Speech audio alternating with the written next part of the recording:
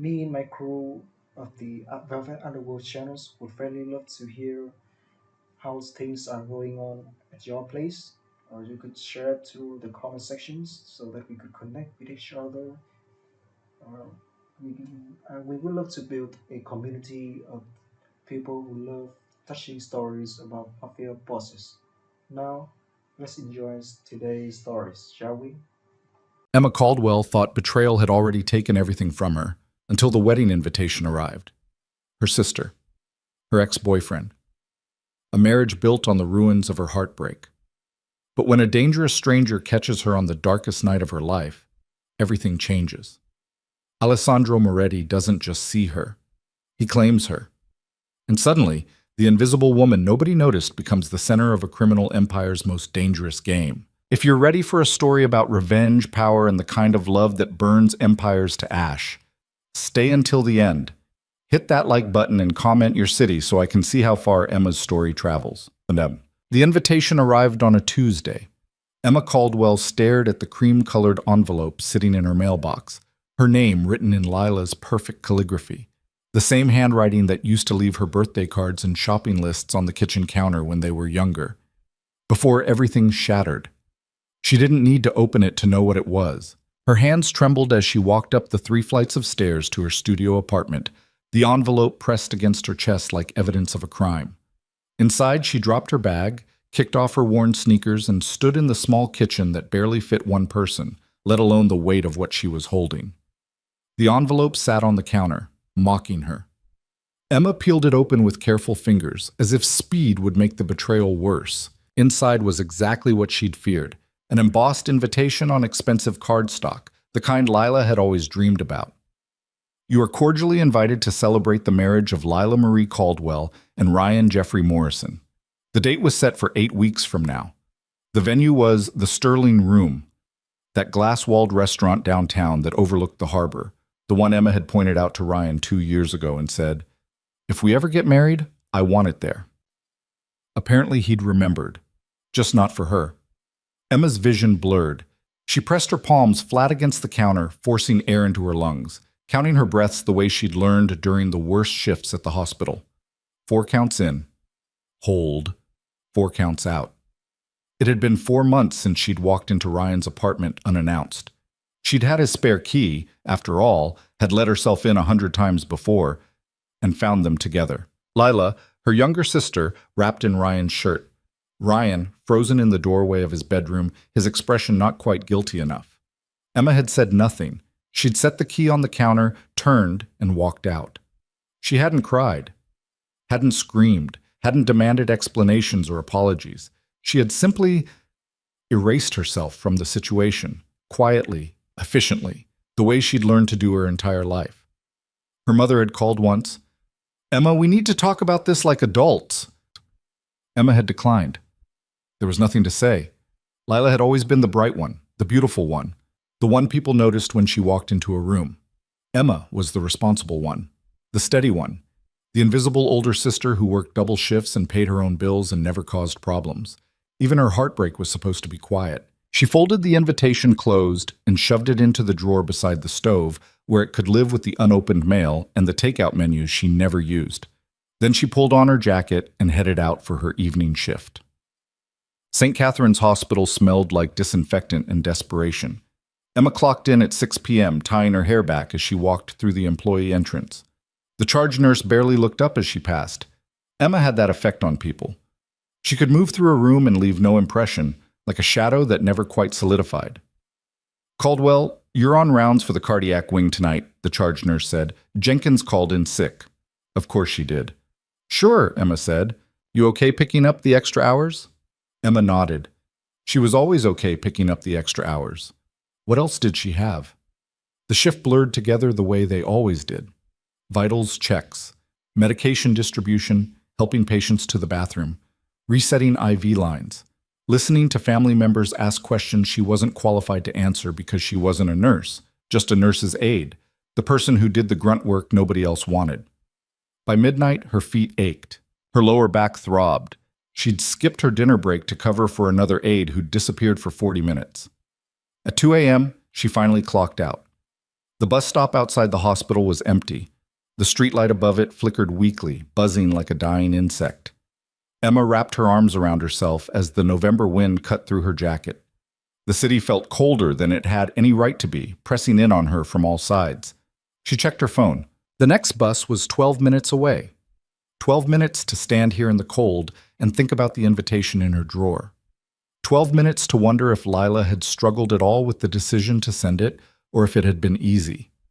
12 minutes to imagine her mother fussing over wedding plans, asking Lila about flowers and seating charts, forgetting Emma existed except as an obstacle to be managed. The bus pulled up at 2:14 a.m., its brakes hissing. Emma climbed aboard, swiped her card, and sank into a seat near the back. There were only 3 other passengers: a man in a construction vest asleep against the window, a teenager with headphones in, and an older woman clutching a shopping bag. The bus lurched forward. Emma leaned her head against the cold glass and closed her eyes. She didn't notice when the bus slowed unexpectedly. She didn't notice the black SUVs that had blocked the intersection ahead. She didn't notice until the driver's voice crackled over the intercom, tight with fear. "Everyone off, now!" Emma's eyes snapped open. Through the windshield, she could see them. 4 men, dressed in dark clothing, standing in a line across the street. The light from the street lamps gleamed off something metallic in their hands. Guns. "Off the bus!" the driver shouted again, yanking the door open. The other passengers scrambled toward the exit. Emma stood on shaking legs, her heart hammering in her chest. This wasn't happening. This didn't happen in real life, not on a random Tuesday at 2 in the morning, not to someone like her. She stumbled down the aisle, gripping the seats for balance. Outside, the cold air hit her like a slap. The other passengers scattered in different directions, disappearing into the dark. Emma stood frozen on the curb, her breath coming in short gasps. One of the men stepped forward. He was tall. Way a predator looks at prey. "Move," he way a predator looks at prey. "Move," he said. His voice was low, accented faintly. Italian, maybe. Emma's legs wouldn't cooperate. She tried to step back, but her heel caught on the edge of the curb. She fell, and he caught her. His hands closed around her arms, steadying her with a grip that was firm but not rough. For a moment, they were inches apart, close enough that she could see the faint scar above his left eyebrow, close enough that she could smell the faint scent of expensive cologne and gunpowder, close enough that when his eyes met hers, something shifted. He didn't let go immediately. "Careful," he said quietly. Then he released her and stepped back, his expression unreadable. "Go home," he told her. Emma didn't wait for him to change his mind. She turned and ran. She didn't stop running until she was 6 blocks away, her lungs burning, her legs threatening to give out. She ducked into the entrance of a closed convenience store and pressed her back against the brick wall, gasping for air. Her hands were shaking so badly she could barely pull her phone from her pocket. She should call the police. She should report what she'd seen. But what had she seen, really? Men with guns, a blocked intersection, a stranger who'd caught her when she fell and then told her to leave. She didn't even know what had happened after she ran. Emma forced herself to breathe slowly, counting again. 4 in. Hold. 4 out. When her heart finally stopped racing, she checked the time. 2:47 a.m. She was miles from her apartment. The buses had stopped running. She didn't have money for a cab. She started walking. It took her an hour and a half to get home. By the time she climbed the stairs to her apartment, the sky was starting to lighten. Her feet screamed with every step. Her whole body ached.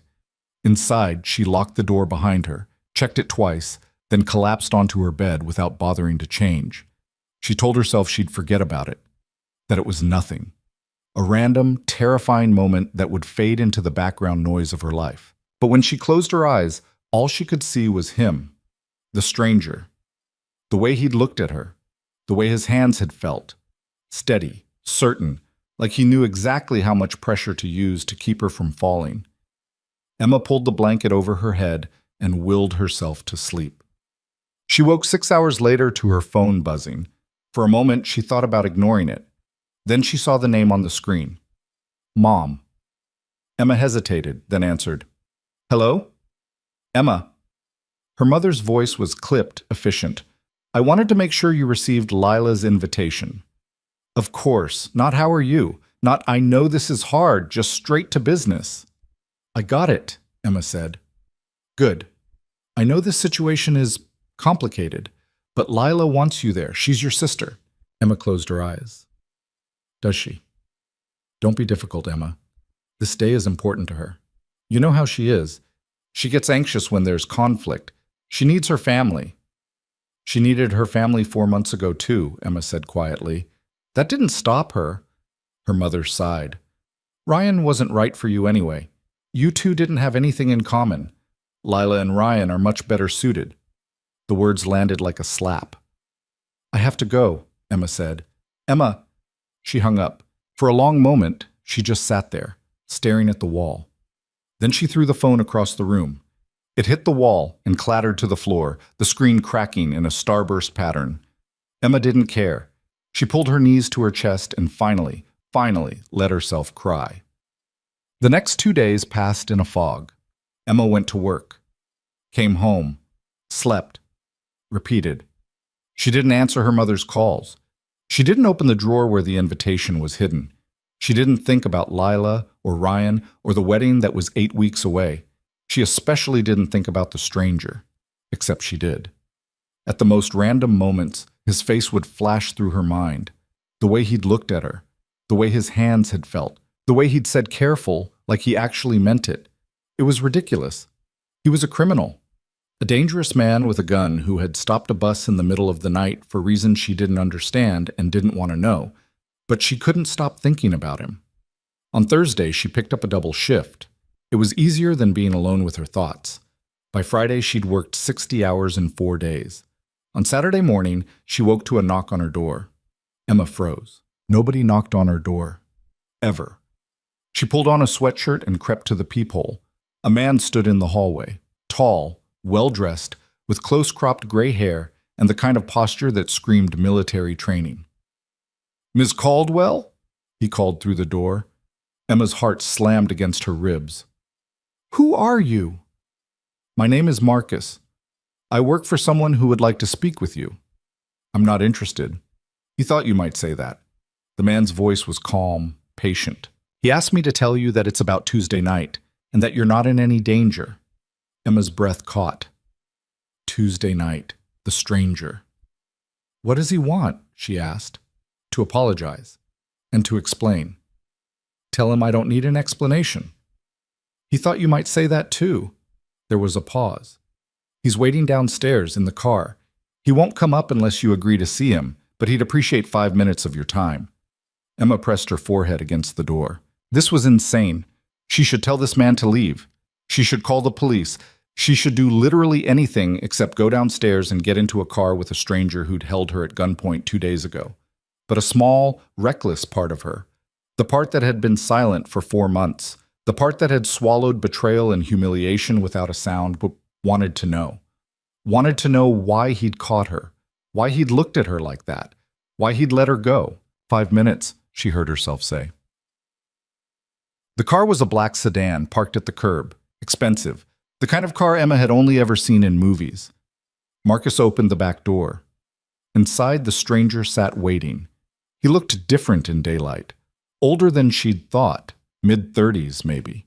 His dark hair was swept back and he wore a charcoal suit that probably cost more than Emma made in 6 months. But his eyes were the same, sharp, unreadable, dangerous. Miss Caldwell, he said, thank you for coming down. Emma didn't get in the car. She stood on the sidewalk, arms crossed. You have 5 minutes. Then I'll be efficient. He gestured to the seat beside him. Please. She hesitated, then slid into the car. Marcus closed the door behind her. The stranger studied her for a moment, his gaze steady. My name is Alessandro Moretti, he said finally, and I owe you an apology.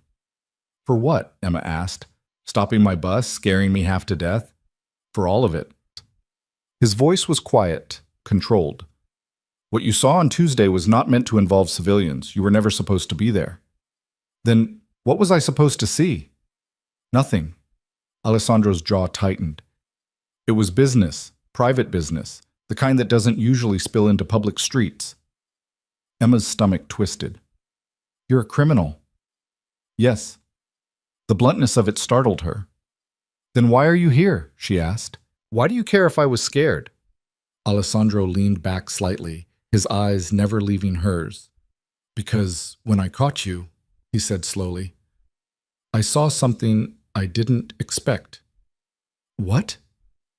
Someone who'd already been hurt. The words hit her like a punch. Emma looked away, her throat tight. You don't know anything about me. I know enough. Alessandro's voice softened, just slightly. I know you work 60-hour weeks at St. Catherine's. I know you live alone. I know you haven't had a visitor in 4 months. And I know that when you fell, you looked at me like you expected me to let you hit the ground. Emma's breath caught. You've been watching me. I've been making sure you're safe. That's not comforting. It wasn't meant to be comforting, Alessandro said. It was meant to be honest. Emma turned back to him, anger flaring in her chest. Why? Why would you care if I'm safe? You don't know me. You don't owe me anything. No, Alessandro agreed. I don't.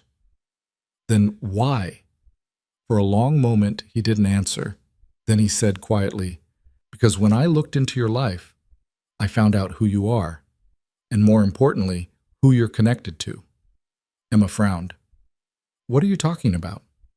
Alessandro reached into his jacket and pulled out a slim folder. He handed it to her. Inside were photos, articles, financial records, and at the top, a name she recognized. Victor Morrison, Ryan's father. I don't understand, Emma said, her hand shaking. Victor Morrison is my oldest enemy, Alessandro said. We've been circling each other for 15 years. He's cost me money, territory, and people I cared about. And 3 months ago, I found leverage. Emma's stomach dropped. Ryan? Yes. Ryan Morrison is Victor's only son, and according to my sources, he was in a serious relationship with a woman named Emma Caldwell. Alessandro's eyes were dark, unreadable. A woman who would have made excellent leverage. Emma felt like the floor had dropped out from under her. You were going to use me, she whispered. I was, Alessandro said, until I did more research, and I found out that Ryan Morrison had recently started a relationship with your sister, that you'd been replaced. The word stung. Emma looked down at the folder, her vision blurring. So I'm useless to you. No, Alessandro said sharply. You're free. She looked up, startled. You were never part of their world, he continued. You were collateral damage, a piece they discarded without a second thought. And when I realized that, I realized something else. What? That you deserved better than to be caught in the crossfire of their choices. Emma's throat tightened. Why do you care? Because I know what it's like to be invisible, Alessandro said quietly. And I know what it's like to be seen only when someone needs something from you. The car fell silent. Emma stared at him, her mind racing. This didn't make sense. None of it made sense. What do you want from me? She asked finally. Alessandro's gaze held hers. Lunch, he said. Emma blinked. What? Lunch. Tomorrow. At the Sterling Room. The name hit her like ice water. That's where Lila's getting married, she said. I know. Alessandro's expression didn't change. And I want you to see something. What? That you have choices, Emma, more than you think. She shook her head. I don't understand. You will. Alessandro leaned forward slightly. One lunch. That's all I'm asking. After that, if you want nothing to do with me, I'll disappear. You'll never see me again. Emma's heart pounded. And if I say no now? Then I'll still disappear, Alessandro said. But you'll spend the rest of your life wondering what I was going to show you. Damn him. He was right. One lunch, Emma said finally. Alessandro's mouth curved into the faintest smile. One lunch. Marcus drove her back to her building. As Emma climbed out of the car, Alessandro called after her. Emma? She turned. You're not invisible, he said quietly. Not to me. The door closed, the car pulled away, and Emma stood on the sidewalk, her heart racing, wondering what the hell she'd just agreed to. Emma didn't sleep that night. She lay in bed staring at the ceiling, replaying every word Alessandro had said. The folder sat on her nightstand, unopened since she'd brought it upstairs. She didn't need to look at it again. The contents were already burned into her memory. Victor Morrison, Ryan's father, Alessandro's enemy. She'd met Victor exactly twice. Once at a charity gala Ryan had dragged her to, where the older man had looked through her like she was furniture, and once at Ryan's birthday dinner where Victor had spent the entire meal on his phone, barely acknowledging anyone at the table except to criticize Ryan's career choices. Emma had thought he was just a wealthy, arrogant businessman. Cold, yes. Unpleasant, certainly. But a criminal? She rolled onto her side, pulling the blanket tighter around herself. Alessandro had called him an enemy, not a competitor, not a rival, an enemy. And Ryan was caught in the middle of it. Except Ryan wasn't caught in anything anymore. Ryan had moved on. Ryan was marrying Lila in 8 weeks, in the exact restaurant where Emma was supposed to meet Alessandro tomorrow. The thought made her stomach turn. She should cancel. She should text Marcus. He'd given her his number before she'd gotten out of the car, and tell him she'd changed her mind. This was insane. Alessandro Moretti was a criminal who'd admitted to planning to use her as leverage. The fact that he'd changed his mind didn't make him safe, but he'd also said she wasn't invisible, and no one had said that to her in a very long time. Emma closed her eyes and forced herself to breathe. One lunch, that was all. She'd go, she'd listen to whatever he wanted to tell her, and then she'd walk away. She'd go back to her quiet life, her double shifts, her studio apartment where nobody knocked on the door. She'd go back to being invisible. The thought settled over her like a weight. By the time dawn broke through her window, Emma still hadn't slept. She got up, showered, and stood in front of her closet for 20 minutes, trying to figure out what someone wore to lunch with a dangerous man at the restaurant where her sister was getting married.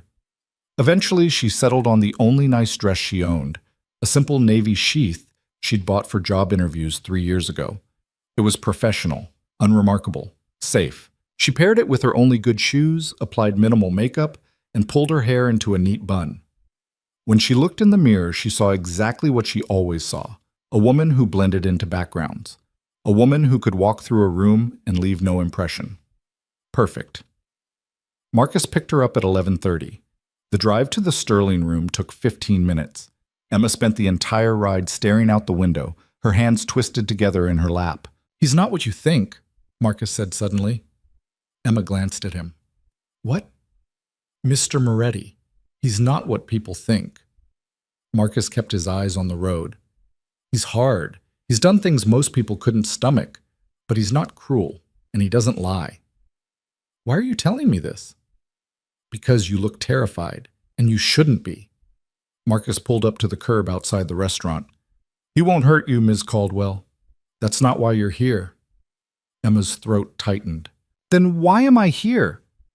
Marcus met her eyes in the rearview mirror. "I think he wants to give you something nobody else has." "What's that?" "A choice." Before Emma could respond, Marcus was out of the car, opening her door.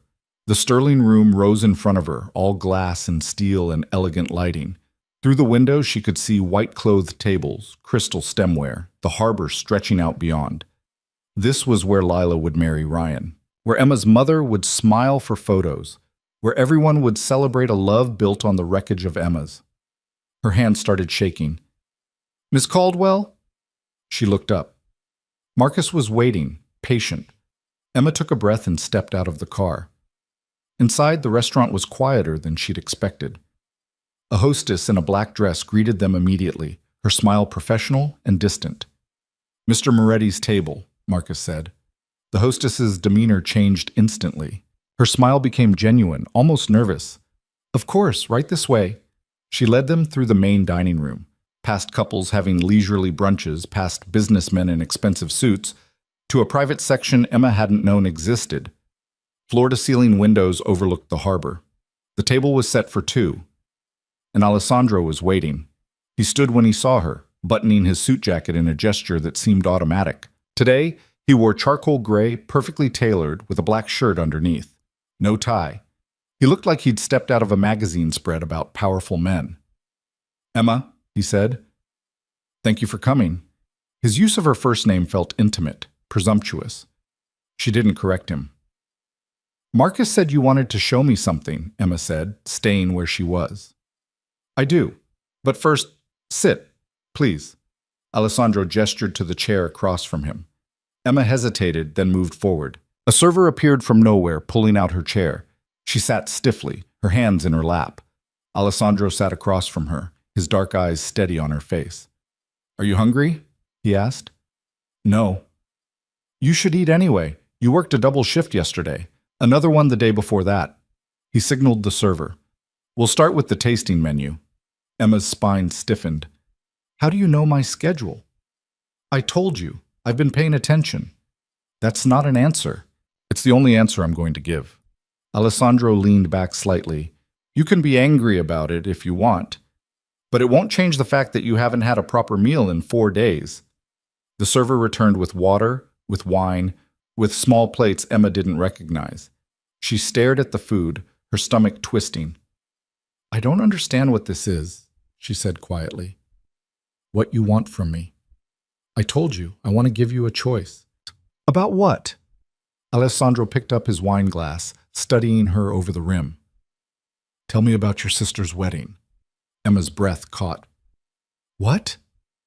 The invitation, the one you received on Tuesday. Tell me about it. Why? Because I want to understand. Emma looked away, toward the windows. Outside, the harbor was gray and choppy, matching the sky. There's nothing to understand. My sister is marrying my ex-boyfriend. It's humiliating and awful, and there's nothing I can do about it. You could not go. My mother would never forgive me. And you care about that? Emma's jaw tightened. She's still my mother. She chose Lila over you. The words were a knife between her ribs. You don't know that, Emma said, but her voice was weak. Don't I? Alessandro set down his wine glass.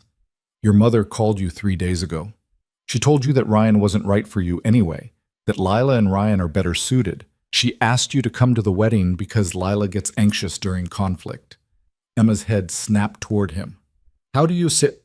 I told you, I pay attention. Alessandro's expression didn't change. She didn't ask how you were. She didn't acknowledge your pain. She asked you to set yourself on fire to keep your sister warm. Stop. Why? Because it's true? Because you don't know me. Emma's voice rose. Several diners in the main room glanced over. She forced herself to lower her voice. You've known me for 4 days. You don't get to analyze my life like you understand it. You're right, Alessandro said calmly. I don't know you. Not yet. But I know what it looks like when someone's been made to feel invisible their whole life. And I know what happens when that person finally breaks. Emma's hands were shaking. She pressed them flat against the table. What do you want from me, Alessandro? He was quiet for a long moment. Then he said, I want to offer you revenge. The word hung between them like smoke. Emma stared at him. What? Your sister is marrying Ryan Morrison in 8 weeks. Here, in this restaurant. Alessandro gestured around them. I can stop it. Stop it how? Victor Morrison has built his empire on financial crimes, money laundering, fraud, offshore accounts that violate about 30 different federal laws. I've spent 5 years collecting evidence. I could hand it to the FBI tomorrow and watch his entire world collapse. Emma's breath caught. You'd destroy Ryan's father. I'd destroy Ryan's father, Ryan's inheritance, and Ryan's future. Alessandro's voice was cold, clinical. Within a week, the Morrison name would be synonymous with scandal. No one would want to be associated with them, including your sister. You can't be serious. I'm always serious about business. This isn't business. Wait. Emma pushed back from the table slightly. This is revenge. This is justice, Alessandro finished. This is justice for a woman who was betrayed by the 2 people who should have protected her. Lila didn't betray me. She just fell in love with your boyfriend? Alessandro's eyebrow raised. That's not how love works, Emma. Love doesn't make you hurt the people you're supposed to care about. Selfishness does. Emma felt tears burning behind her eyes. She blinked them back furiously. Why? Why would you do this? You said yourself I'm useless to you. I'm not leverage anymore. So why would you destroy Victor Morrison for me? Alessandro leaned forward, his elbows on the table, his eyes locked on hers. Because I want to, he said simply. Because watching someone like Victor Morrison face consequences appeals to me. And because I think you deserve to see the people who hurt you face consequences too. I don't want revenge. Don't you? The question landed like a blow. Did she want revenge? Emma had spent 4 months telling herself she was fine, that she'd moved on, that Lila and Ryan deserved each other and she deserved better and everything happened for a reason. But late at night, when she couldn't sleep, she imagined walking into that wedding. She imagined Lila in a white dress, Ryan in a tuxedo, their hands clasped together at the altar. She imagined her mother crying happy tears. She imagined being invisible in the back row, watching the two people who'd shattered her celebrate their betrayal. And yes, she wanted revenge. Even if I did, Emma said quietly, what would you get out of it? Satisfaction. And your company. Emma frowned. What? Alessandro sat back, his expression unreadable. I'm proposing a transaction. I destroy the Morrisons. You spend time with me. Spend time doing what? Whatever I ask. Emma's stomach dropped. No, absolutely not. I'm not talking about sex, Alessandro said flatly. I'm talking about your presence, dinners, events, conversations. I want you visible at my side. Why? Because it serves my purposes and because I find you interesting. I'm not interesting. I'm a nurse's aide who lives in a studio apartment and works 60-hour weeks. You're a woman who walked away from betrayal without burning anything down, Alessandro said. You're a woman who's been invisible your entire life and never once demanded to be seen. That's interesting to me. Emma shook her head. This is insane. Perhaps, but it's also an opportunity. Alessandro's voice softened slightly. Think about it, Emma. You could walk into your sister's wedding and watch her marry Ryan knowing you did nothing. Or you could walk away from all of it knowing you chose yourself for once. By letting you destroy people's lives? By letting me destroy the lives of people who hurt you, Alessandro corrected. There's a difference. The server returned with more food. Emma stared at her plate, her mind racing. This was wrong. This was insane. Alessandro was a criminal offering to commit more crimes on her behalf. And all he wanted in return was her company. Except it wasn't just her company, was it? He wanted her visible, at his side, like she was... You want to use me, Emma said slowly. Just like you planned to before. You want people to see me with you. Alessandro didn't deny it. Yes. Why? Because Victor Morrison still has resources, still has allies, and seeing you with me will send a message. What message? That I took something he thought he had. Alessandro's smile was sharp, cold. Ryan Morrison discarded you. I picked you up. That's the narrative. Emma's chest tightened. So I'm still leverage. No, you're a statement. Alessandro leaned forward again.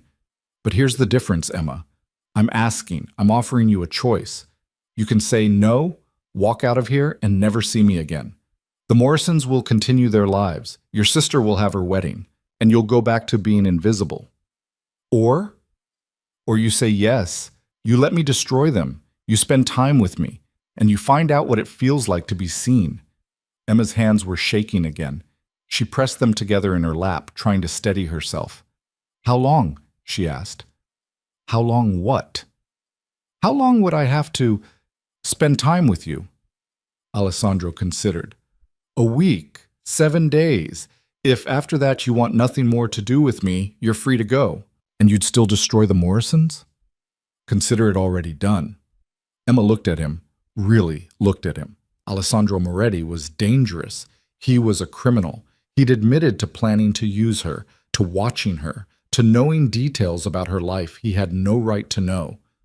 But he was also the first person in 4 months who'd looked at her and seen something worth protecting. What happens in this week? She asked carefully. You stay close to me.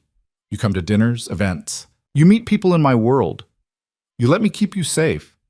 Safe from what? From whatever comes next. Victor Morrison isn't a man who takes attacks lying down.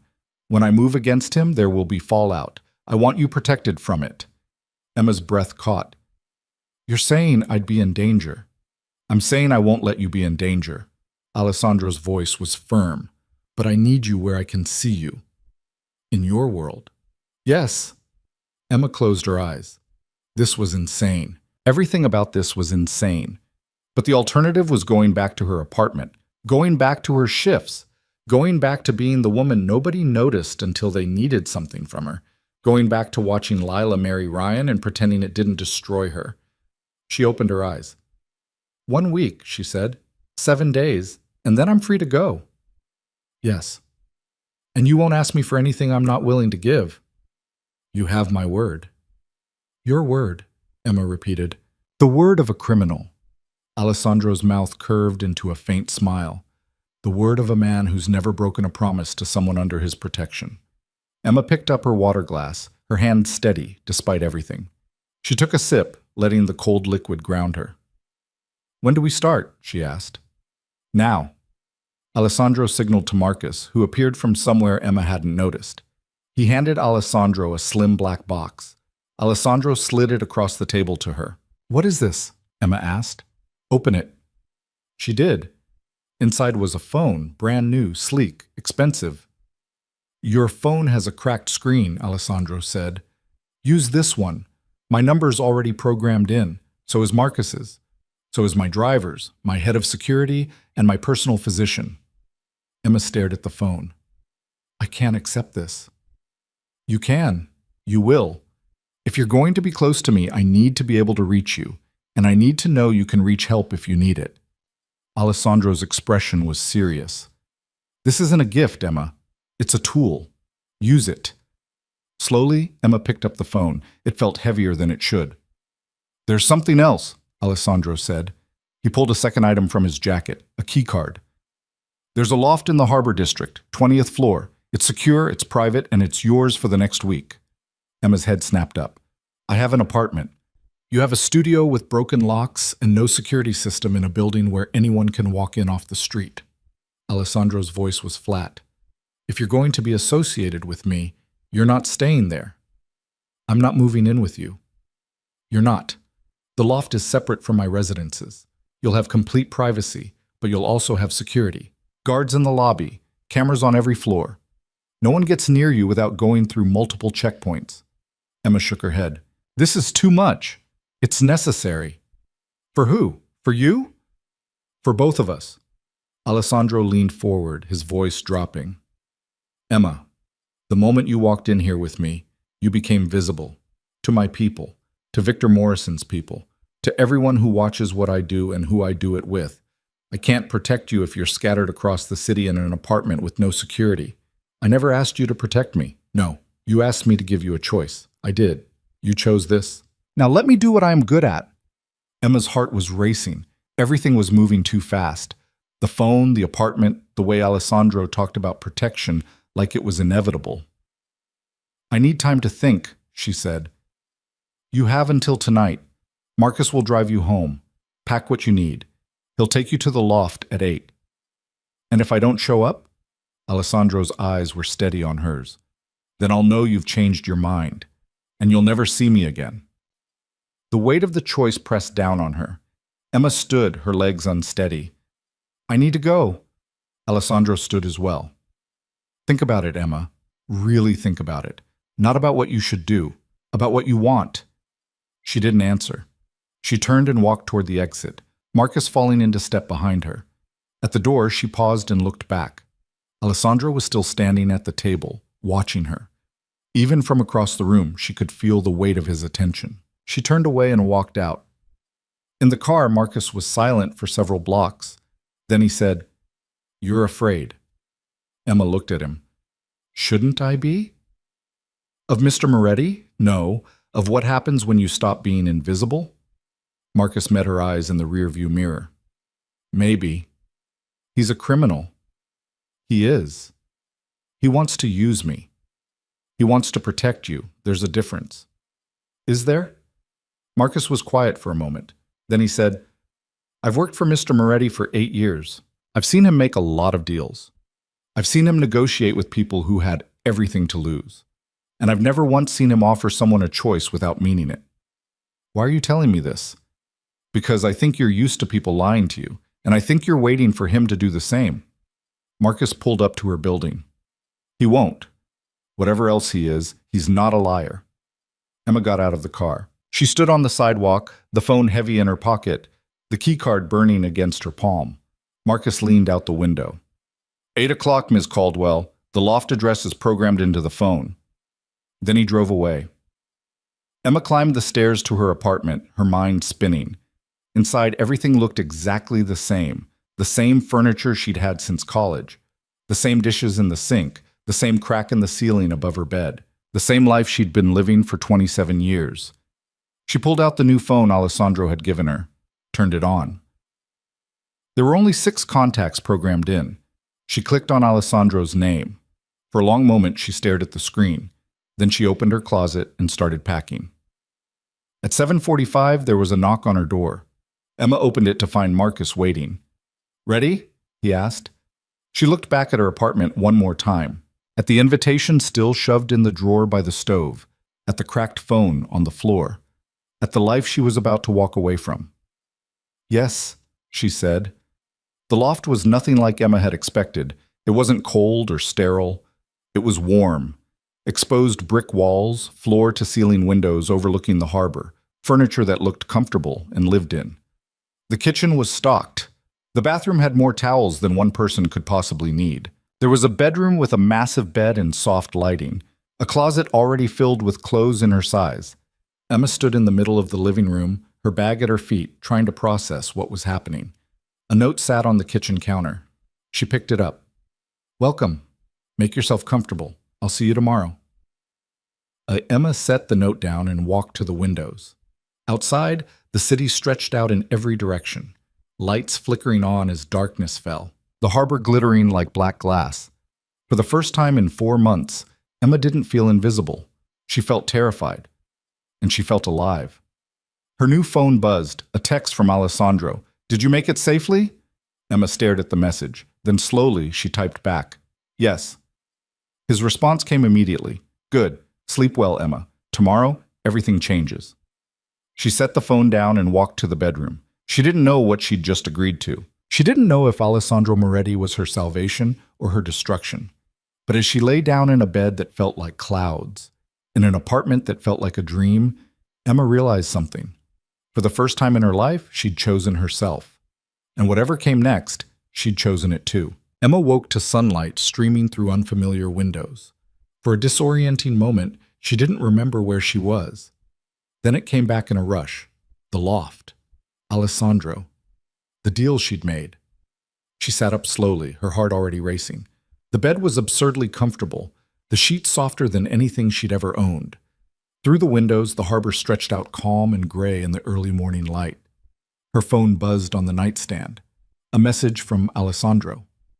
"Good morning. A car will pick you up at 9. Wear something comfortable."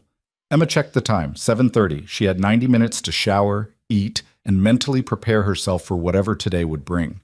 She found coffee already programmed in the kitchen machine, along with fresh pastries in a box that hadn't been there last night. Someone had come in while she slept. The thought should have terrified her. Instead, it felt almost thoughtful. By 8:45, she was dressed in jeans and a sweater from the closet that fit perfectly. The clothes were expensive but understated.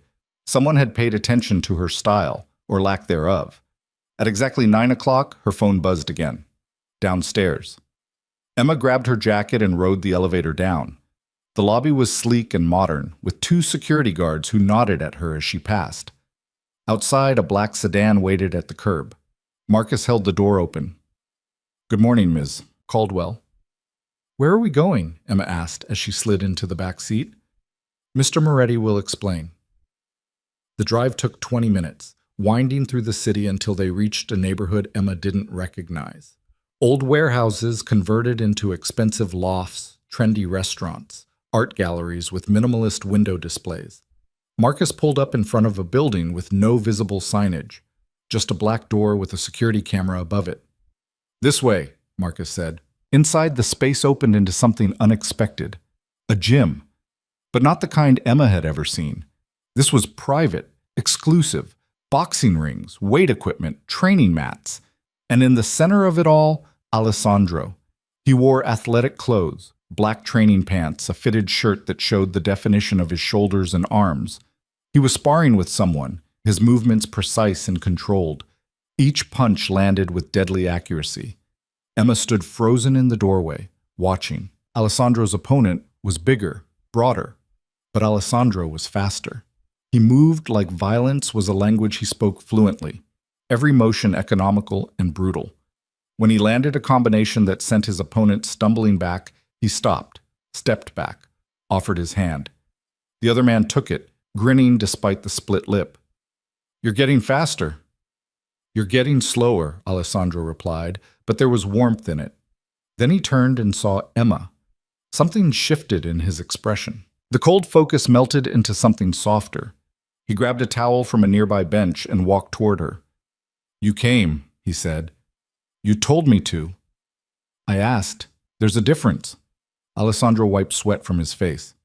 "Thank you for trusting me." Emma glanced around the gym. "What is this place?" "Somewhere I come to think, to remember what I'm capable of." He gestured toward the rings. "Have you ever hit anything?" "What?" "Hit something, punched, fought back." Emma's throat tightened. "No." "Would you like to?" She stared at him. "I don't understand." Alessandro's eyes were steady on hers. "You've spent your whole life swallowing your anger, being quiet, being good. I'm asking if you'd like to hit something instead." Emma's hands started shaking. She pressed them together. "Why?" "Because I think you need it, and because I want to see what you look like when you stop holding back." Before Emma could respond, a woman appeared from the back of the gym. She was tall, muscular, with her dark hair pulled into a tight braid. She moved with the same controlled grace Alessandro had. "This is Sofia," Alessandro said. "She's going to teach you." Sofia smiled. It was genuine, warm. "Come on, let's wrap your hands." Emma looked at Alessandro. He nodded once. Permission, encouragement. She followed Sofia to one of the training areas. For the next hour, Sofia taught her the basics. How to make a fist, how to stand. "Don't think," Sofia said. "Just feel." "Don't think," Sofia said. "Just feel. Feel the anger, the hurt, everything you've been carrying, and let it out." Emma tried. She really tried. But every time she threw a punch, she held back, pulled it at the last second. "You're afraid," Sofia observed. "Of hitting you? Of being angry?" Sofia stepped back, her expression knowing. "You've been taught that anger is ugly, that good women don't rage. But anger isn't the enemy, Emma. Silence is." The words hit harder than any punch could have. Emma looked down at her wrapped hands, thought about the invitation, about Lila's handwriting, about Ryan's face when she'd walked in on them, about her mother's voice telling her that Ryan wasn't right for her anyway, about every single time she'd swallowed her pain and smiled. "Again," Sofia said quietly. Emma planted her feet, raised her fists, and this time, when she punched, she didn't hold back. The impact reverberated up her arm. Sofia caught the blow easily, but Emma felt it. The release, the power. "Better," Sofia said. "Again." Emma hit her again, and again. Each punch coming faster, harder. Her breath came in gasps. Sweat dampened her skin. And something inside her that had been locked down tight started to crack open, punched harder. "Good," Sofia encouraged. Punched harder. "Good," Sofia encouraged. "Don't stop. Let it out." Emma's vision blurred. She wasn't sure if it was sweat or tears. She kept punching, kept moving, kept releasing everything she'd carried for months, years, her entire life. When she finally stopped, she was gasping for air. Her arms shook, her whole body trembled. Sofia lowered her hands. "How do you feel?" Emma opened her mouth to say she was fine, that she was okay, that she was sorry for losing control, but what came out was, "I feel angry." "Good. You should be." Sofia handed her a water bottle. "Anger means you know you deserved better. That's not a bad thing. That's the beginning." Emma drank, her hands still shaking. When she looked up, Alessandro was standing at the edge of the mat. She didn't know how long he'd been watching. His expression was unreadable. But there was something in his eyes, something that looked almost like pride. "Come on," he said. "We need to talk." He led her to a private office at the back of the gym. Inside, the space was simple. A desk, 2 chairs, a window overlooking the street. Alessandro closed the door behind them. "Sit," he said. Emma sat. Her whole body ached in a way that felt strange but not entirely unpleasant. Alessandro leaned against the desk, arms crossed. "I need to tell you something about what happens next." Emma's stomach tightened. "Okay. Tomorrow, I'm moving against Victor Morrison. The evidence I have will be delivered to federal investigators. Within 48 hours, he'll be arrested. Ryan will likely be implicated. Their assets will be frozen. Everything they've built will start to collapse." Emma's breath caught. "Tomorrow?" "Yes, which means I need you to understand something." Alessandro's voice was serious, controlled. "The moment that happens, you become a target." "A target for what?" "Victor will want to know who gave up the information. He'll look for leverage, for ways to strike back, and when he sees you with me, he'll make assumptions. That I helped you." "Yes, or that I'm using you to hurt him through Ryan." Alessandro's jaw tightened. "Either way, you become valuable, which makes you dangerous to be around." Emma's heart was pounding. "Then why bring me into this at all?" "Because I can protect you, but only if you stay close. Only if you trust me." Alessandro moved closer, his voice dropping. "This week isn't about revenge anymore, Emma. It's about keeping you safe while everything burns down around us." "You make it sound like a war." "It is a war. I've been fighting it for 15 years. You just became a civilian casualty I refuse to accept." Emma stared at him. "Why? Why do you care this much?" Alessandro was quiet for a long moment. Then he said, "Because when I caught you that night, when you looked at me like you expected me to let you fall, I saw something I recognized. Someone who'd been hurt so many times they stopped believing anyone would catch them. And that matters to you? More than it should." Alessandro's voice was rough. "I've done terrible things, Emma. I've hurt people who deserved it, and some who didn't. I've built an empire on violence and fear, but I've never once protected someone who didn't need protection for strategic reasons. Until me. Until you." Emma's throat tightened. "I still don't understand why." "Neither do I." Alessandro moved to the window, staring out at the street. "But I'm not going to stop asking myself to. And I'm not going to stop protecting you while I figure it out." Emma stood slowly, her legs still shaky from the training. "What if I want to leave? What if this gets too dangerous and I want out?" Alessandro turned to face her. "Then you leave. I meant what I said. After 7 days, you're free to go. But until then, I need you where I can see you. At your side." "Yes." Emma walked closer to him, stopping a few feet away, close enough to see the faint scar above his eyebrow, close enough to see the tension in his jaw. "What happens tonight?" she asked. "Tonight you meet my family." Emma's eyes widened. "Your family?" "Not blood family. The people I trust. The ones who've stood with me for years. They need to see you. Need to know who you are and why you matter." Alessandro's expression softened slightly. "They'll protect you too, but they need to meet you first." "Will they hate me for being connected to Ryan?" "They'll respect you for surviving what you survived, and they'll respect you for choosing to stand with me." Alessandro reached out slowly, giving her time to pull away. "Claim to love you." Emma looked down at "Claim to love you." Emma looked down at their joined hands. "I'm scared." "You should be. Fear keeps you sharp, but fear doesn't mean you're weak." Sophia said anger means I know I deserved better.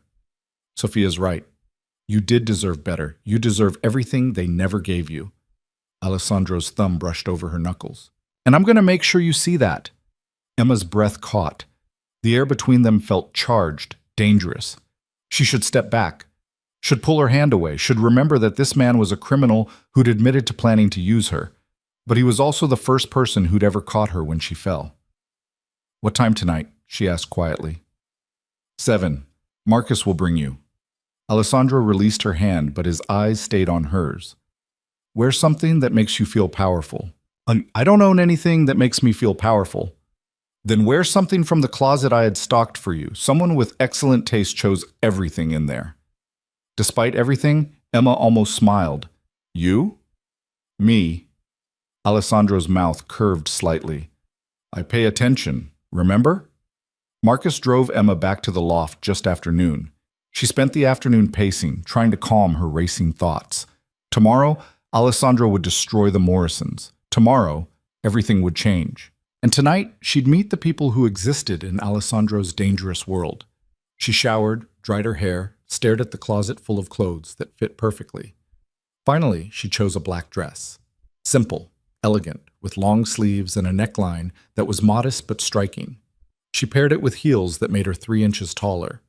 When she looked in the mirror, she barely recognized herself. She looked like someone who belonged in Alessandro's world. Someone who could stand beside a powerful man and not disappear into his shadow. Someone who wasn't invisible. At exactly 7 o'clock, Marcus knocked. Emma grabbed her jacket and followed him down. The drive took them out of the city, into the hills where massive estates sat behind gates and walls. Marcus pulled up to one of the largest, a sprawling property with manicured grounds and security that made the loft look unprotected by comparison. Mr. Moretti's home, Marcus said. Emma's hands were shaking again. She pressed them together in her lap. How many people will be here? Just family, maybe 10. That's not just family. Marcus met her eyes in the rearview mirror. In Mr. Moretti's world, family isn't about blood. It's about loyalty. Everyone inside that house would die for him, and now they'll protect you too. The weight of that settled over her like a blanket. Marcus opened her door. Emma stepped out onto gravel that crunched beneath her heels. The house rose in front of her, warm lights glowing in the windows. The front door opened before she reached it. Alessandro stood in the doorway, wearing a black suit that made him look even more dangerous than usual. His eyes tracked over her, taking in the dress, the heels, the way she held herself. You look beautiful, he said quietly. Emma's breath caught. Thank you. He offered his hand. After a moment's hesitation, she took it. Inside, the house was warmer than she'd expected. Hardwood floors, comfortable furniture, art on the walls that looked original and expensive. Voices drifted from another room.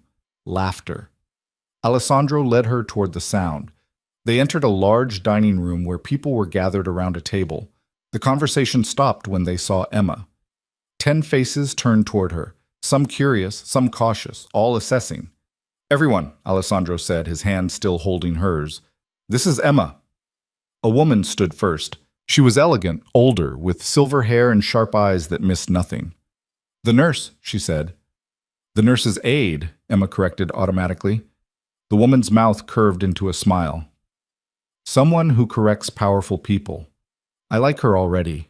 She moved forward, taking Emma's free hand. I'm Gabriella. I've known Alessandro since he was 17 and stupid. I'm still stupid, Alessandro said dryly, just better at hiding it. Gabriella laughed. She squeezed Emma's hand. Welcome, child. Come, sit, meet the others. The next 20 minutes were a blur of names and faces. Marco, Alessandro's second in command, who shook her hand with surprising gentleness. Sophia from the gym, who smiled like they shared a secret. A man named Vincent, who owned half the restaurants in the city. A woman named Isabella, who ran logistics and looked at Emma like she was a puzzle to solve. They were criminals, every single one of them. Emma could see it in the way they moved, the way they spoke, the casual references to things that would send normal people running. But they were also warm, welcoming. They pulled out a chair for her, poured her wine, asked about her work at the hospital. Alessandro says you're a fighter, Sophia said, grinning. That you almost took my head off this morning. Emma felt her face heat. I don't think that's accurate. She's being modest, Alessandro said from beside her. He'd taken the seat at the head of the table, which put Emma directly at his right hand. She has potential. Potential for what? Marco asked, his tone amused. For not taking anyone's shit anymore, Sophia said. She raised her glass toward Emma. To new beginnings. The others raised their glasses too. Emma lifted hers, her hand shaking slightly. To new beginnings. They drank, and then Gabriella said, Tell us about your sister. The room went quiet. Emma set down her glass carefully. What about her? The one marrying the Morrison boy. Alessandro says she betrayed you. Gabriella's eyes were kind but unflinching. I want to hear it from you. Emma glanced at Alessandro. He nodded slightly.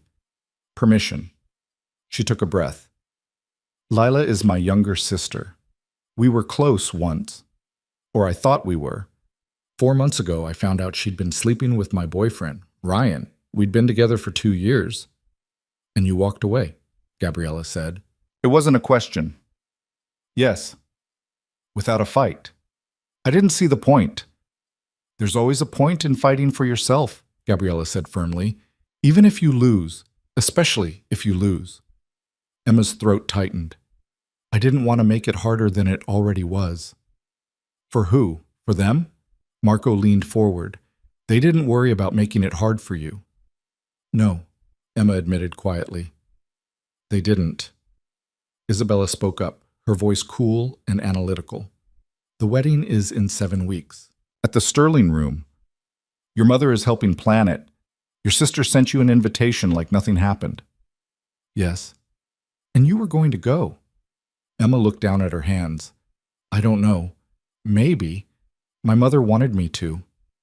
Your mother, Gabriella said, her tone sharp, wanted you to set yourself on fire to keep your sister warm. That's not love, child. That's cruelty. Tears burned behind Emma's eyes. She blinked them back.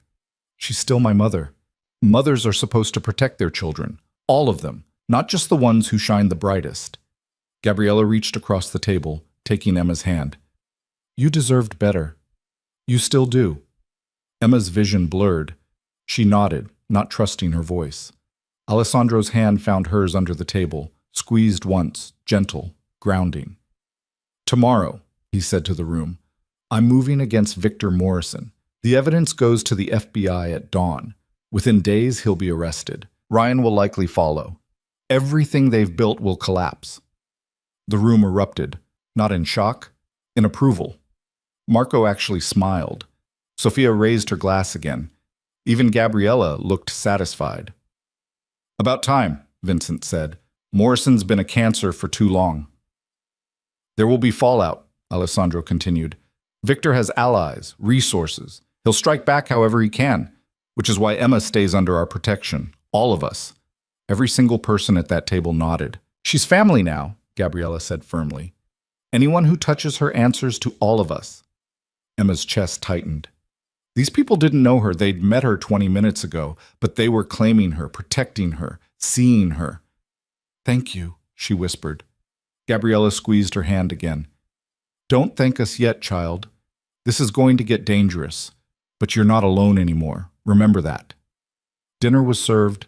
Emma barely tasted the food. She was too aware of Alessandro beside her, of the conversation flowing around her, of the weight of what was about to happen. These people were criminals. They'd admitted it. They'd probably done terrible things, but they'd also welcomed her without question, protected her without hesitation. And for the first time in months, Emma felt like she belonged somewhere. After dinner, Alessandro walked her out to the car. The night air was cold, sharp. Emma wrapped her jacket tighter around herself. That was intense, she said. They liked you. How can you tell? Gabriella called you child. She only does that for people she plans to keep. Alessandro stopped beside the car, turning to face her. Are you okay? I don't know. I think so. Emma looked up at him. Tomorrow really happens? Tomorrow really happens. And then everything changes. Yes. Alessandro's hand came up, brushing a strand of hair from her face. The gesture was gentle, almost tender. Are you afraid? Terrified. Good. Stay afraid. Stay sharp. But know that I won't let anything happen to you. Emma's heart was pounding. They were standing so close, close enough that she could feel the warmth radiating from him, close enough that if she leaned forward just slightly, she could... She stepped back. I should go, she said quickly. Alessandro's hand dropped, but his eyes stayed on hers, dark and intense. Marcus will take you home. I'll see you tomorrow. When? Whenever you want. I'm at your disposal. Emma almost laughed. You're a crime boss. You can't be at my disposal. I can be anything I want. Right now, I want to be wherever you need me. Alessandro opened the car door. Sleep well, Emma. She got in.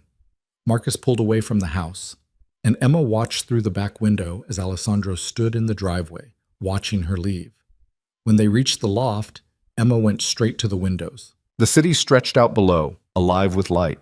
Somewhere out there, Ryan and Lila were planning their wedding. Her mother was probably calling florists. The Morrisons were going about their lives, not knowing that tomorrow everything would shatter. And Emma was standing in a luxury loft protected by criminals, chosen by a man who saw her when no one else did. Her phone buzzed. A message from Alessandro. "You were perfect tonight. My family loves you. So do I." Emma's breath stopped. She read the message 3 times. 4, 5. So do I. Not I'm starting to. Not I think I might. So do I. Her hand shook as she typed back. "You don't know me well enough to love me." His response came immediately. "I know you well enough to know you deserve to be loved. The rest is just details." Emma sank onto the couch, her heart racing. This was happening too fast. Everything was moving too fast. Alessandro was dangerous, powerful, a criminal who'd admitted to planning to use her. But he'd also caught her when she fell, protected her when she was vulnerable, seen her when everyone else looked through her. And now he was saying he loved her. Emma set the phone down and pressed her hands to her face. Tomorrow, the world would burn, and she had no idea if she'd burn with it or rise from the ashes. Emma didn't sleep that night either. She lay in the enormous bed, staring at Alessandro's message until the words blurred together. So do I. 3 words that felt like a detonation in her chest. She'd spent 4 months invisible, discarded, convinced she was the kind of person people left behind. And now a man who commanded empires was telling her he loved her. It didn't make sense.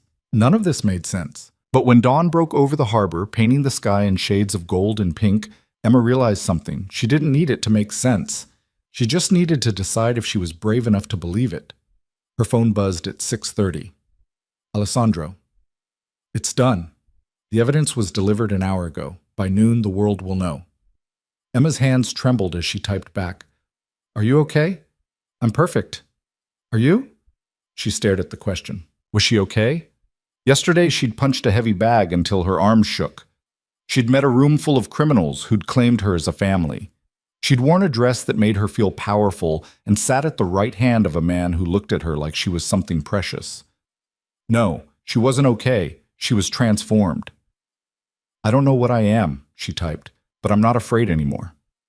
His response came quickly. Good. Stay that way. I'm coming to get you in an hour. We need to be somewhere when the news breaks. Where? You'll see. Emma showered, dressed in jeans and a soft sweater, pulled her hair back. When she looked in the mirror, she saw someone different than the woman who'd opened that wedding invitation 6 days ago. Her eyes were sharper, her spine straighter.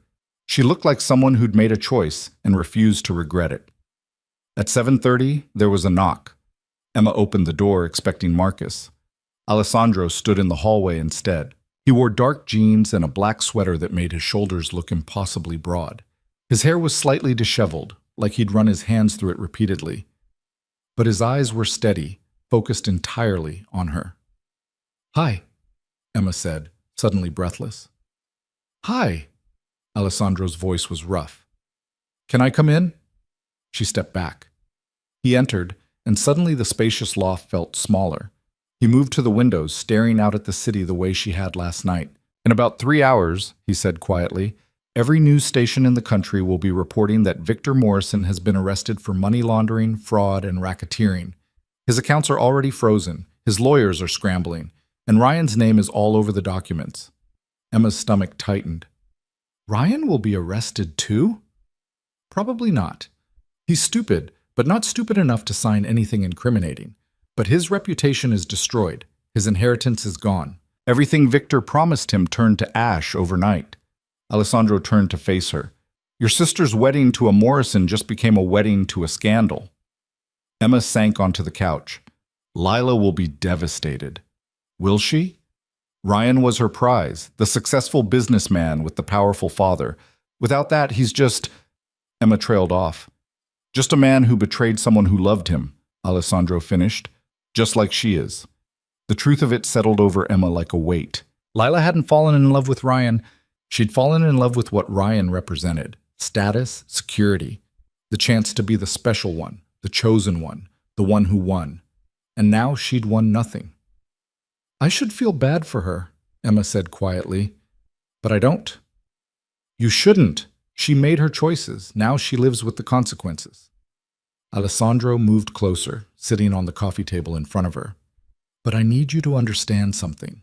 This will get back to you eventually. Side. In their minds, that's the same as side. In their minds, that's the same as pulling the trigger. Alessandro's eyes were serious. They'll call you, beg you to fix it, make you feel guilty for their pain, and I need you to be ready for that. Emma's throat tightened. I don't know if I can handle that. Yes, you can. You're stronger than you think. Alessandro reached out, taking her hand. And you won't be alone. I'll be right beside you. Why? The question burst out of her. Why are you doing all of this? Why do you care so much? Alessandro was quiet for a long moment. Then he said, When I was 17, I watched my father get killed over a debt he couldn't pay. I was powerless, invisible. Nobody cared about the kid who lost everything. I survived by making myself impossible to ignore, by becoming someone people feared too much to dismiss. Emma's breath caught. I built an empire on that fear, Alessandro continued. I made sure no one could ever make me feel small again. But somewhere along the way, I forgot what it felt like to protect someone because I wanted to, not because it served a purpose. And then I caught you on that street corner, and you looked at me like you'd already given up on being caught, like you'd spent your whole life falling and no one had ever cared enough to reach out. Alessandro, I saw myself in you, Emma, the person I was before I learned to fight back. And I realized I had a choice. I could use you the way I'd planned, make you another piece on the board, or I could do something I haven't done in 15 years. What? Protect someone because they deserve it, not because it benefits me, because they deserve to be seen. Alessandro's grip on her hand tightened. You deserve to be seen, Emma, and I'm not going to stop making sure you are. Tears burned behind Emma's eyes. I don't know what to say. You don't have to say anything. Just stay. Be here. Let me prove that not everyone will let you fall. Emma looked at their joined hands. His were scarred, rough from years of violence. Hers were small, marked with the calluses of hospital work. They shouldn't fit together, but they did. Where are we going? She asked softly. Somewhere you can see what you helped create. Alessandro drove. Emma sat in the passenger seat of a car she didn't recognize, something low and fast that handled the city streets like it was made for them. She watched the buildings blur past, her heart pounding. They ended up at a small cafe in a neighborhood Emma had never been to. Alessandro parked, came around to open her door. Inside, the cafe was warm and nearly empty. A few people sat scattered at tables, reading newspapers, drinking coffee. Alessandro led her to a corner booth where they could see the door and the street outside. He ordered coffee for both of them without asking what she wanted. What are we doing here? Emma asked. Waiting. For what? You'll see. The coffee came. Emma wrapped her hands around the mug, letting the warmth seep into her palms. Outside, the city was waking up. People rushed past on their way to work. Cars honked. The morning unfolded like any other Tuesday. Except it wasn't any other Tuesday. At 9:45, the TV mounted in the corner of the cafe flickered to a news channel. The anchor's face was serious, professional. And then the breaking news banner appeared. Prominent businessman Victor Morrison, arrested in federal fraud investigation. Emma's breath stopped. The cafe went quiet. People looked up from their phones, their newspapers. Someone turned up the volume. The anchor's voice filled the space. Federal agents arrested Victor Morrison early this morning at his estate on charges of money laundering, fraud, and racketeering. Morrison, a prominent figure in real estate development and venture capital, allegedly used offshore accounts to hide millions in illegal profits. The investigation has been ongoing for several months, with evidence provided by an anonymous source close to Morrison's operations. Images flashed on the screen. Victor Morrison being led from his house in handcuffs. Federal agents carrying boxes of documents. The Morrison Company headquarters surrounded by news vans. And then Ryan's photo appeared. Morrison's son, Ryan Morrison, is also named in several documents, though no charges have been filed against him at this time. Sources say the younger Morrison was involved in several questionable business dealings that are now under federal scrutiny. Emma couldn't breathe. She stared at the screen, watching her ex-boyfriend's face broadcast to millions of people. Watching his life implode in real time, she should feel something: guilt, regret, sympathy. But all she felt was a savage satisfaction. "How does it feel?" Alessandro asked quietly. Emma turned to look at him. Powerful. His mouth curved into a smile. "Good. Remember that feeling. You're going to need it." On the screen, the news shifted to reaction shots. Reporters interviewing shocked business partners. Lawyers offering carefully worded statements. And then a clip of Lila. Emma's heart stopped. Her sister stood outside her apartment building, looking devastated. Her perfect hair was disheveled. Her eyes were red. A reporter shoved a microphone in her face. "Miss Caldwell, you're engaged to Ryan Morrison. Did you have any knowledge of his father's illegal activities?" "No, of course not." Lila's voice was shrill, panicked. "Ryan and I had nothing to do with this. We're victims too." "Will you still be moving forward with the wedding?" Lila's face crumpled. I don't know. I need to talk to Ryan. I need to understand what's happening." The camera cut away. Emma exhaled slowly. "She's scared," Alessandro observed. "She thought she was marrying into power. Now she's marrying into scandal." "She'll leave him," Emma said with certainty. "Lila doesn't love Ryan. She loves what he represented. Without that, there's nothing left." "Then she's more like you than you think." Emma's head snapped toward him. "What?" "You didn't love Ryan either. You loved the idea that someone finally saw you, that someone chose you." Alessandro's eyes were steady on hers. "But he didn't really see you, did he? He saw a safe option, someone who wouldn't demand too much, someone who'd be grateful just to be chosen." The words hit like a physical blow, because they were true. Emma had loved Ryan, or thought she had, but looking back now she could see it clearly. She'd loved being loved. She'd loved not being invisible. She'd shaped herself into whatever Ryan needed because that was easier than demanding he see who she really was.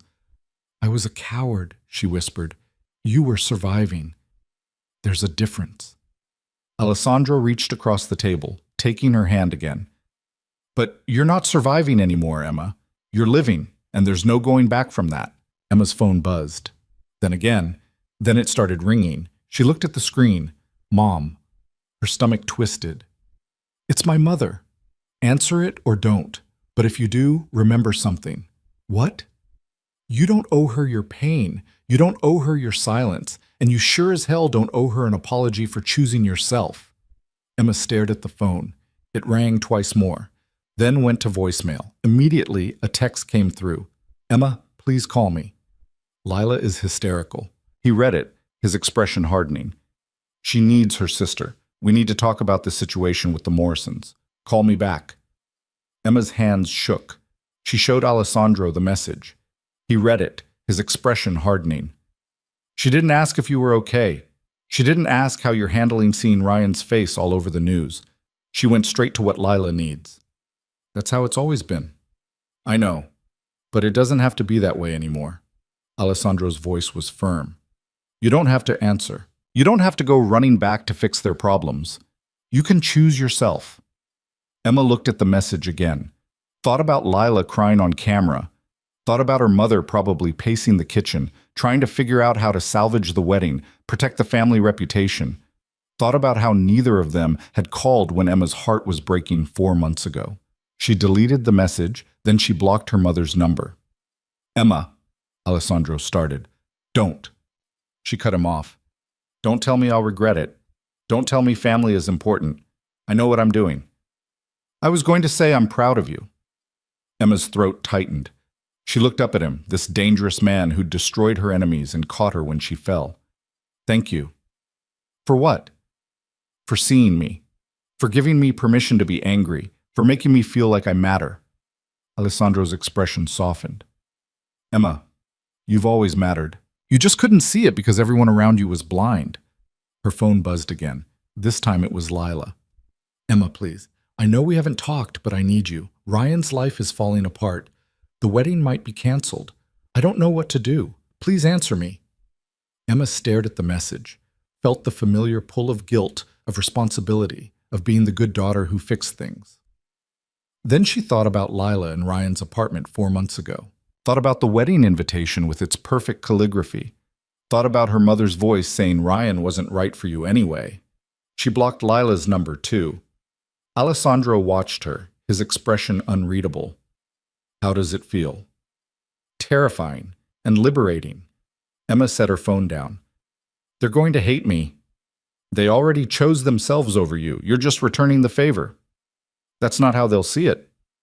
I don't care how they see it. Alessandro leaned forward. Emma, listen to me. You spent your entire life making yourself small so other people could feel big. You swallowed your anger, your hurt, your needs. You let them take and take and take because you thought that's what love looked like. But it's not. Love doesn't ask you to disappear. It doesn't ask you to set yourself on fire. Real love sees you and says, I want all of you. The anger, the mess, the parts you think are too much. That's what I'm offering you. Emma's vision blurred. You barely know me. I know enough. I know you're strong enough to walk away from people who hurt you. I know you're brave enough to try something terrifying. I know you have a capacity for loyalty that people have taken advantage of your whole life.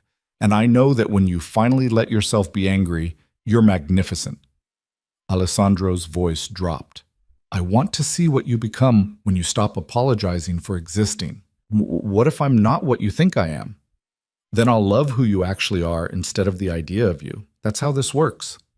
Emma couldn't hold back the tears anymore. They spilled down her cheeks, hot and freeing.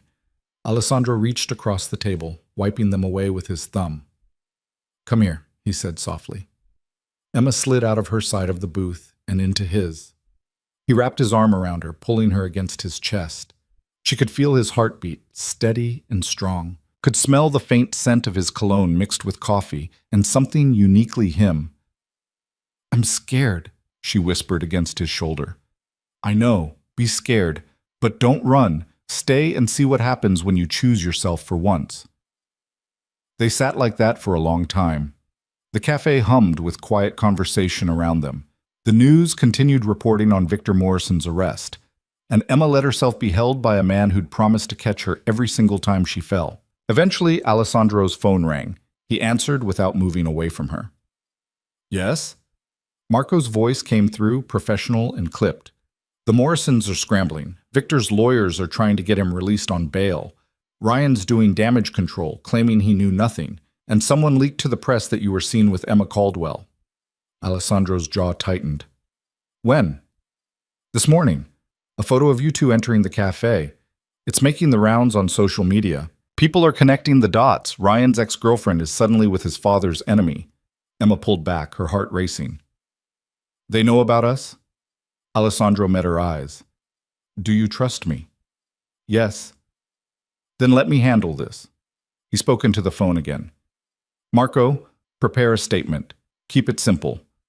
Emma Caldwell is under my protection. Anyone who has questions can direct them to my lawyers. Boss, that's going to cause problems. I don't care. She's not a secret. She's not leverage. She's mine. Make that very clear. Emma's breath caught at the possessiveness in his voice. Understood, Marco said. What about the Morrisons? Victor's going to retaliate. Let him try. We're ready. Alessandro's voice was cold, controlled. Keep security tight. No one gets near Emma without going through multiple checkpoints. And Marco? If Ryan Morrison even looks in her direction, I want to know about it. Got it. Alessandro hung up, turned to Emma. I need to ask you something, and I need you to be honest. Okay. Are you having second thoughts? About any of this? About me? Emma looked at him. Really looked at him. Alessandro Moretti was dangerous. He'd admitted to terrible things. He destroyed the Morrisons without hesitation. He ran an empire built on fear and violence. But he'd also protected her, seen her, given her choices when everyone else had given her orders. And he was looking at her right now like she was the most important person in his world. No, Emma said firmly. No second thoughts. Even though the world is going to judge you for being with me, especially because of that, I've spent my whole life being judged for being too quiet, too boring, too invisible. At least now they're judging me for choosing something powerful. Alessandro's expression shifted into something fierce and proud. You're incredible. I'm terrified. You can be both. He cupped her face in his hands. Emma, I meant what I said last night. I love you. I know it's fast. I know it doesn't make sense, but I've never been more certain of anything in my life. Emma's heart was pounding so hard she thought it might break through her ribs. I don't know if I love you yet. I know, and that's okay. I'm not asking you to say it back. I'm just asking you to stay, to let this play out, to see where it goes. For the rest of the week? For as long as you want. The week was an excuse to get you close, and now that you're here, I don't want you to leave. Emma searched his eyes, found nothing but sincerity. What if I'm not ready for this? Then we'll go at your pace. But Emma? Alessandro's thumb brushed across her cheekbone. You're stronger than you think, and you're ready for more than you've let yourself believe. Before Emma could respond, his phone buzzed again. He glanced at it, his expression darkening. What? Emma asked. Ryan Morrison just posted on social media. He's calling the arrest a conspiracy, blaming unnamed enemies who wanted to destroy his family. Is he talking about you? He's talking around me. But everyone who matters knows exactly what he means. Alessandro's jaw tightened. He's trying to position himself as a victim, make people sympathize with him. Will it work? Not for long. The evidence is too damning. But he'll do damage before he goes down completely. Alessandro looked at her. Emma, he might reach out to you, try to use your history to manipulate you into helping him. You need to be ready for that. Emma's stomach twisted. What would he even say? That he's sorry, that he made mistakes, that he needs you. Everything he should have said 4 months ago when it might have mattered. Alessandro's voice was hard. Don't fall for it. He doesn't want you back. He wants leverage. He wants to find a way to hurt me through you. I know you wouldn't intentionally, but he knows how to make you feel guilty, how to make you question yourself. I need you to stay strong. Emma nodded slowly. I will. Promise me. I promise. Alessandro pulled her close again, pressing a kiss to her forehead. The gesture was tender, protective. Emma let herself lean into it, let herself be held by someone who saw her as something precious instead of convenient. They left the cafe an hour later. Outside, the city felt different. Emma kept expecting people to stare, to point, to recognize her from the photos that were apparently circulating online. But no one did. She was still invisible to strangers, just not to Alessandro. He kept his hand on the small of her back as they walked to the car, opened her door, made sure she was settled before closing it gently. As they drove back to the loft, Emma's phone buzzed repeatedly. Messages from numbers she didn't recognize. Friend requests on social media from reporters. Her inbox was flooded. Turn it off, Alessandro said. All of it. You don't owe anyone an explanation. Emma did. She powered down the phone and set it in the cup holder. What happens now? She asked. Now? Now we wait. The Morrisons will implode slowly. Ryan will try to salvage what he can. Your sister will make a choice about whether she's willing to tie herself to a sinking ship. And your mother will probably try every manipulation tactic she knows to get you to fix things. And us? Alessandro glanced at her, his expression softening. Us? We do whatever you want. We can hide away at the loft. We can go somewhere public and make a statement. We can leave the city entirely. It's your choice, Emma. It's always been your choice. Emma thought about that. Thought about the week she'd agreed to. Thought about Alessandro's confession of love. Thought about the way he looked at her like she was extraordinary instead of ordinary. I want to go back to the gym, she said suddenly. Alessandro raised an eyebrow. The gym? Sophia said anger means I know I deserved better. I want to keep feeling that. I want to keep getting stronger. Emma turned to face him. I don't want to hide. I don't want to be the victim in this story. I want to be the woman who chose herself and didn't apologize for it. Alessandro's smile was slow, approving. Then that's exactly what you'll be. They spent the afternoon at the gym. Sophia was waiting when they arrived, her expression knowing. I saw the news, she said to Emma. Victor Morrison's arrest, your face all over social media with our boss. How are you holding up? I'm angry, Emma said honestly, and I want to hit something. Sophia grinned. That's my girl. Let's go. For the next 2 hours, Emma trained. Sophia pushed her harder than before, teaching her combinations, footwork, defense. Emma's muscles screamed, sweat poured down her face, but she didn't stop. She thought about every time her mother had dismissed her feelings, punched, thought about Lila's betrayal, punched harder, thought about Ryan's face when she'd caught him, punched until her arms shook. Beautiful, Sophia called. You're a natural. Alessandro watched from the side of the mat, his eyes tracking Emma's every movement. When she finally stopped, gasping for breath, he was there with water and a towel. You're magnificent when you're angry, he said quietly. Emma wiped her face, her chest heaving. I feel alive. You are alive.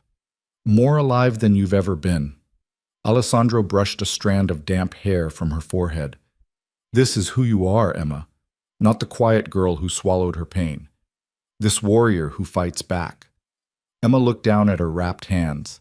They were red, sore, probably bruised underneath, but they felt strong. She felt strong. I'm not going back, she said, to who I was before. I can't. Good. Because I wouldn't let you even if you tried. They left the gym as the sun was setting. Alessandro drove them back to the loft, but when they arrived, he didn't get out of the car immediately. I want to show you something, he said. What? My place, where I live, where I work, the parts of my world you haven't seen yet. Alessandro's eyes were serious, but only if you want to, only if you're ready. Emma's heart raced. This felt significant, like crossing a threshold she couldn't uncross. Okay, she said, show me. Alessandro's penthouse was nothing like Emma had imagined. It wasn't cold or sterile. It was warm, lived in, filled with books and art, and comfortable furniture that looked actually used. Floor-to-ceiling windows overlooked the entire city. The view was breathtaking. This is beautiful, Emma breathed. It's home. Alessandro moved to the windows, staring out at the lights below. I bought this place 10 years ago, right after I took control of the family business. I wanted somewhere high enough that I could see everything coming. Emma joined him at the window. Were you scared when you took over? Terrified. I was 25. Half the men I commanded were twice my age. They didn't trust me. They thought I was too young, too emotional, too likely to get them killed. Alessandro's reflection smiled darkly in the glass. So I made sure they feared me more than they doubted me. How? By being ruthless, by making examples, by proving I was willing to do whatever it took to survive. He turned to face her. I'm not proud of everything I've done, Emma, but I'm not ashamed either. I did what I had to do. And now?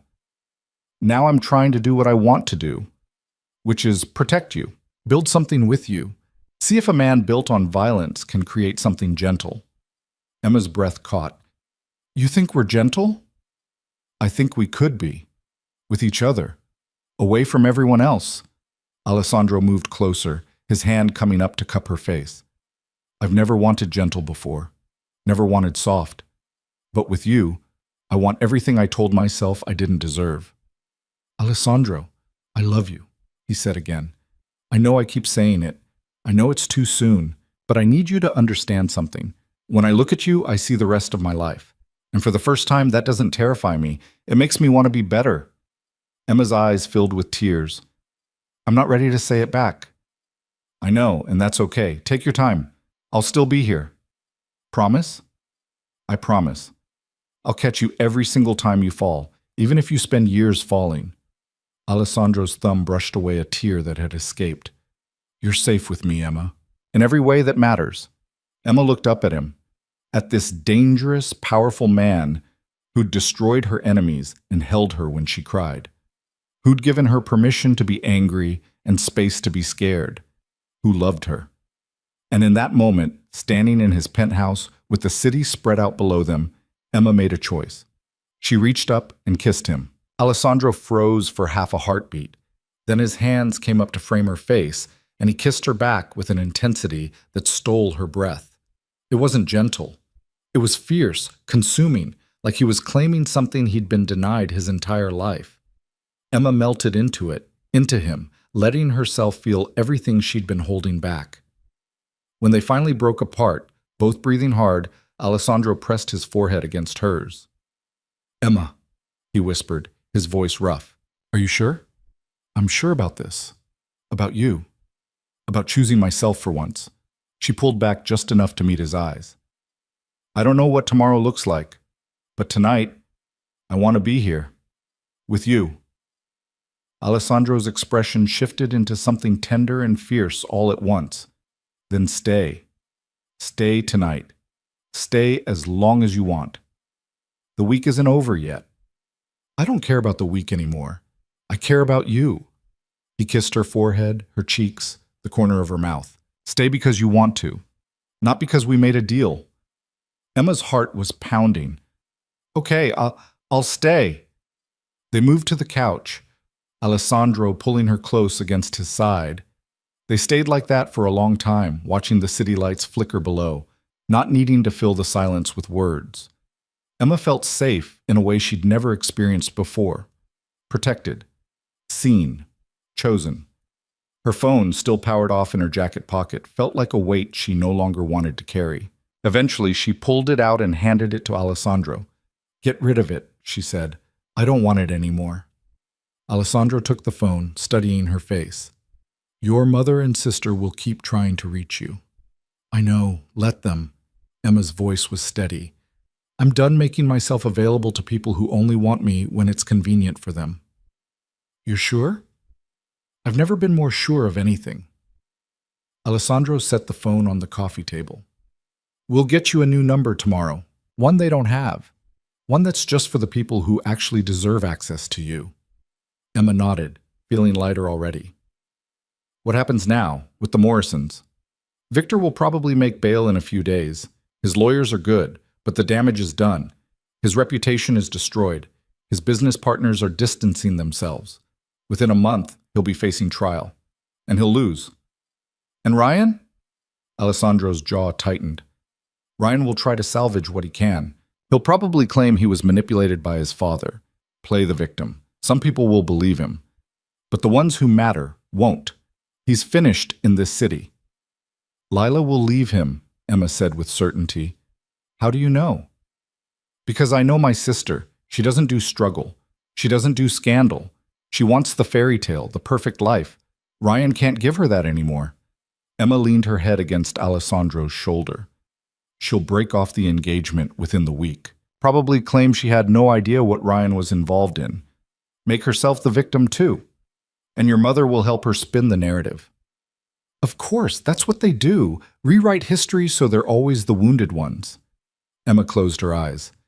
"I used to think that was normal, that family meant protecting each other's images instead of each other's hearts." "That's not family. That's performance." Alessandro's hand traced slow circles on her shoulder. "Real family protects you even when it's inconvenient, even when it costs them something. Like Gabriella and Marco and Sofia. Exactly like them. They're not perfect, but they're loyal, and they'll stand with you no matter what comes next." Emma thought about that, about the dinner at Alessandro's house, the way his people had welcomed her without question. The way Sofia had taught her to punch, Gabriella had called her child, Marco had promised protection. They barely knew her, but they'd claimed her anyway. "I've never had that before," she whispered. "You have it now, for as long as you want it." They talked late into the night. Alessandro told her about his childhood, about losing his father, about building his empire from nothing. Emma told him about growing up invisible, about Ryan's betrayal, about the wedding invitation that had broken something open inside her. And somewhere around midnight, as Alessandro held her close and the city slept below them, Emma realized something. She was falling in love with him. Not because he'd destroyed her enemies or given her safety or made her feel powerful, but because he'd given her the space to be angry, to be messy, to be fully herself without apologizing for it. She didn't say it, not yet, but she felt it settling into her bones like a truth she'd been waiting her whole life to discover. Eventually, they moved to Alessandro's bedroom. He gave her space, offered her privacy, made it clear she could take the guest room if she wanted. But Emma didn't want distance. She wanted to fall asleep next to someone who saw her. They lay facing each other in the dark, Alessandro's hand resting on her waist. "Thank you," Emma whispered. "For what?" "For catching me, for seeing me, for making me feel like I matter." Alessandro's thumb brushed against her hip. "You've always mattered, Emma. The whole world was just too blind to see it."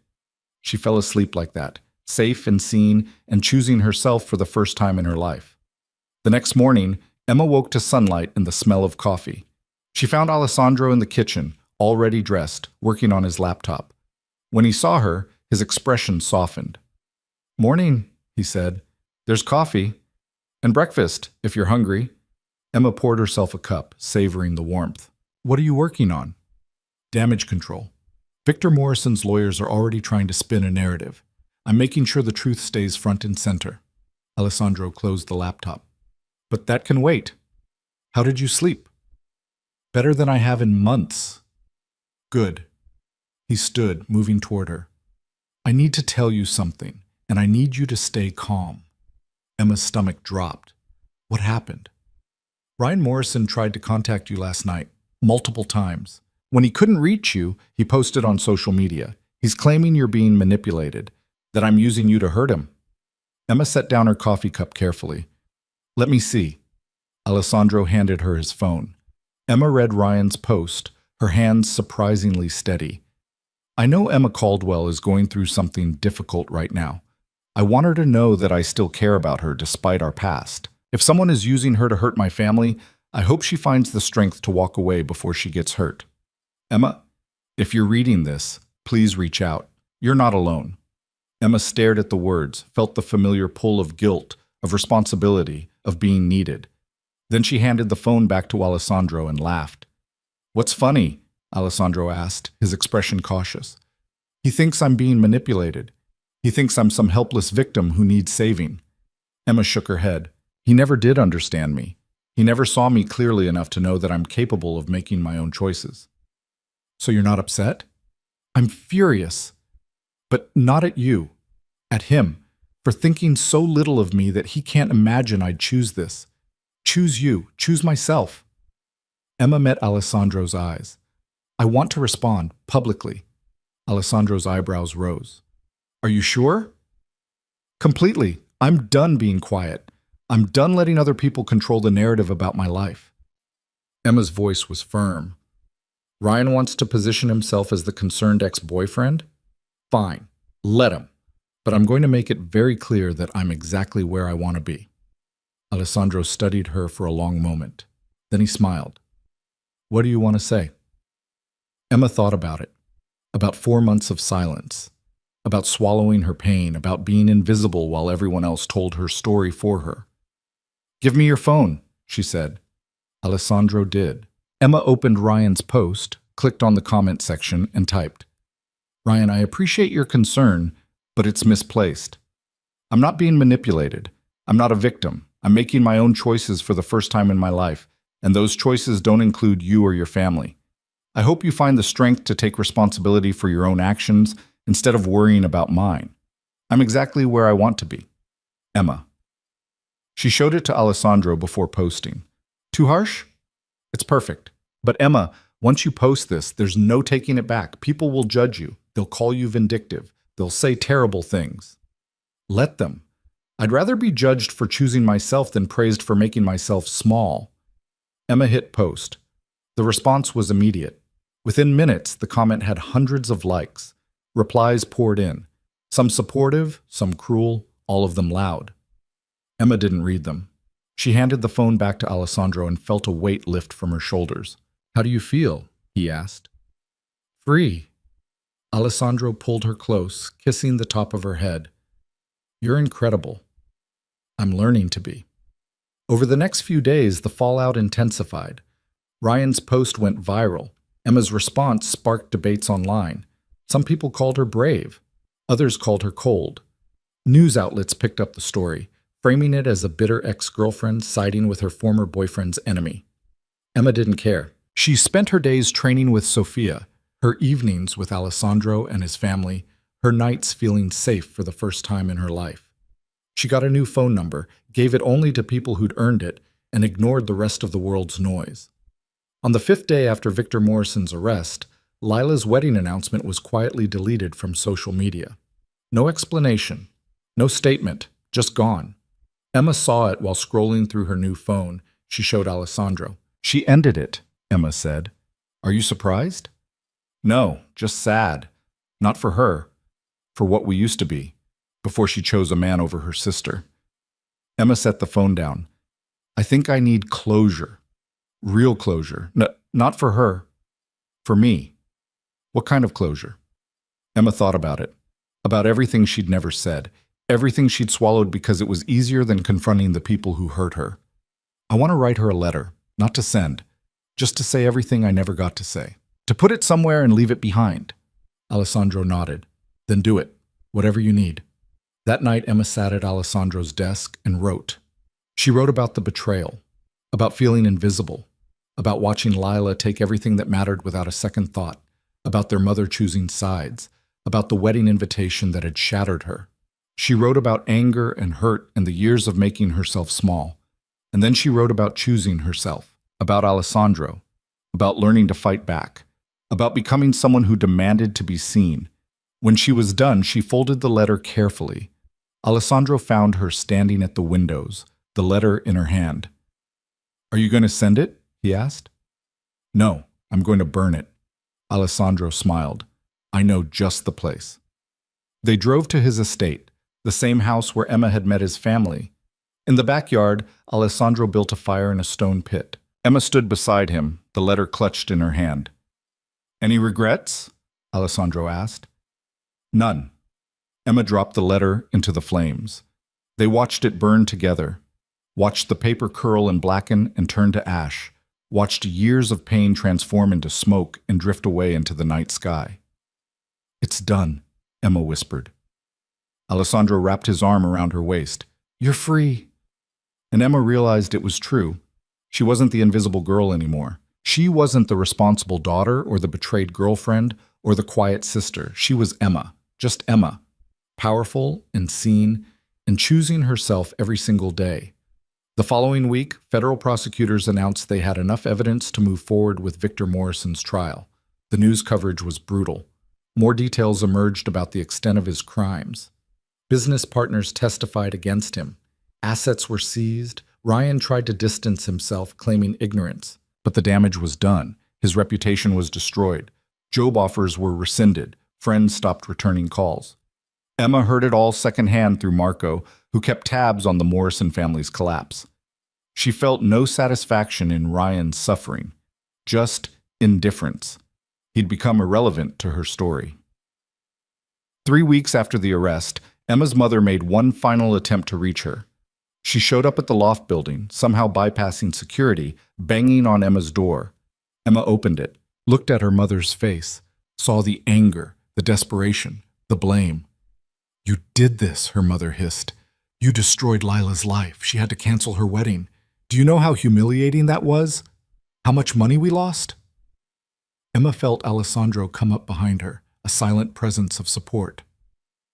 "I didn't destroy anything," Emma said calmly. "I just stopped setting myself on fire to keep you warm." "Don't be dramatic. You're being selfish. You always were the selfish one." "You're right. I am being selfish. For the first time in my life, I'm choosing what I want over what you need. And I'm not going to apologize for it." Her mother's face twisted. "That man is using you. He's a criminal. You're going to regret this." "Maybe. But they'll be my regrets, not yours, not Lila's, mine." Emma stepped back. "Goodbye, Mom. Don't come here again." She closed the door, locked it, and felt nothing but relief. Alessandro pulled her close, and Emma let herself be held. Let herself grieve the mother she'd wanted but never had. Let herself mourn the family that had never really seen her. And then she let it go. That night, Alessandro took her back to the Sterling Room, the same restaurant where Lila's wedding should have happened, the same place where Alessandro had first offered Emma a choice. They sat at the same private table, ordered the same wine. But everything was different. Emma wasn't scared anymore, wasn't small, wasn't invisible. I have something for you, Alessandro said. He pulled out a small box. Emma's heart stopped. Alessandro, it's not what you think. Not yet. He opened the box. Inside was a key. I want you to move in with me, not because of a deal or a timeline, because I love you and I want you there when I wake up. I want you there when I come home. I want you there always. Emma stared at the key. That's a big step. I know. And if you're not ready, I'll wait. I'll wait as long as you need. Alessandro took her hand. But I need you to know something. You changed my life, Emma. You made me want to be better. Made me want to build something soft and gentle and real. And I don't want to waste another day pretending I can do that without you. Emma's eyes filled with tears. I love you. Alessandro went very still. What? I love you. I think I've loved you since you caught me on that street corner and looked at me like I mattered. I was just too scared to admit it. Emma squeezed his hand. You saw me when I was invisible. You gave me permission to be angry. You made me feel powerful and safe and chosen. How could I not love you? Alessandro's expression cracked into something raw and vulnerable. Say it again. I love you, Alessandro Moretti, and yes, I'll move in with you. He stood, pulled her up, and kissed her like she was air and he'd been drowning. The restaurant disappeared. The world disappeared. There was only this, only them, only the truth they'd both been too afraid to say. When they finally broke apart, Alessandro was smiling, really smiling. Not the cold, controlled expression he showed the world, but something genuine and bright and unguarded. Marry me, he said. Emma laughed, breathless. We've known each other 3 weeks. I don't care. Marry me, not today, not tomorrow, but someday. When you're ready. Let me spend the rest of my life proving you were right to choose yourself, right to choose me. Emma looked at him, at this dangerous, powerful man who destroyed her enemies and built her a sanctuary, who'd taught her to fight and given her family and loved her when she felt unlovable. Someday, she agreed. When I'm ready. Yes. Alessandro kissed her again, and in that moment, in the restaurant where Lila's fairy tale should have happened, Emma claimed her own. 2 months later, Emma stood in Alessandro's penthouse wearing a simple white dress. Gabriella fussed with her hair while Sophia adjusted the flowers. Outside, the city stretched endlessly, alive with possibility. You ready, child? Gabriella asked. Emma looked at herself in the mirror. She barely recognized the woman staring back. This Emma was strong, confident, unafraid, visible. I'm ready. The ceremony was small. Just Alessandro's family gathered in the penthouse living room. No crowds, no spectacle. No performance for people who didn't matter. Just the people who'd seen her, protected her, chosen her. Marco stood as witness. Sophia held the rings. Gabriella cried happy tears. And Alessandro looked at Emma like she was the only person in the world who mattered. When it was time for vows, Alessandro took her hands. Emma, I was built from violence and fear. I learned to survive by making people afraid of me. But you looked at me and saw past all of that. You saw the parts of me I thought I'd buried, the parts that wanted something gentle, something real. You made me want to be better, and I promised to spend the rest of my life being the man you deserve, the man who catches you every time you fall, the man who sees you. Always. Emma's voice shook as she spoke. Alessandro, you found me when I was invisible, when I'd convinced myself that being quiet and small and convenient was the same as being loved. You taught me to fight back, to demand better, to choose myself. You gave me a family. You gave me strength. You gave me permission to be angry and messy and fully myself, and I promise to spend the rest of my life being the woman who stands beside you, not in your shadow, not behind you, beside you, as your equal, your partner, your home. They exchanged rings, simple bands that felt heavy with promise. I now pronounce you husband and wife, the officiant said. Alessandro pulled Emma close and kissed her. His family cheered. Gabriella sobbed. Marco smiled, and Emma felt something she'd never felt before. Complete. Later that evening, after the small celebration had ended and the guests had gone home, Emma and Alessandro stood at the windows overlooking the city. She wore his ring, he wore hers. They were married. Do you have any regrets? Alessandro asked quietly.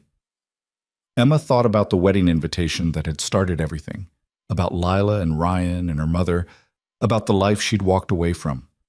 Not a single one, she said. Do you? Only that I didn't find you sooner. Emma leaned into him. We found each other at exactly the right time, when we were both ready to choose something real. Alessandro kissed the top of her head. What do you want to do now? We could go anywhere. Do anything. The world is yours, Emma. Emma smiled.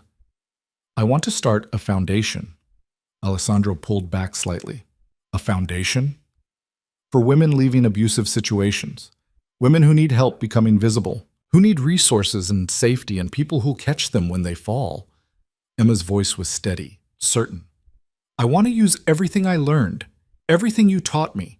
I want to help other women choose themselves. Alessandro's expression shifted into something fierce and proud. That's perfect. We'll fund it. Build it together. Make it everything you envision. You do that? Emma, I'd do anything for you. You know that by now. She did know. After everything, after the weeks of chaos and revelation and transformation, Emma knew exactly who Alessandro was.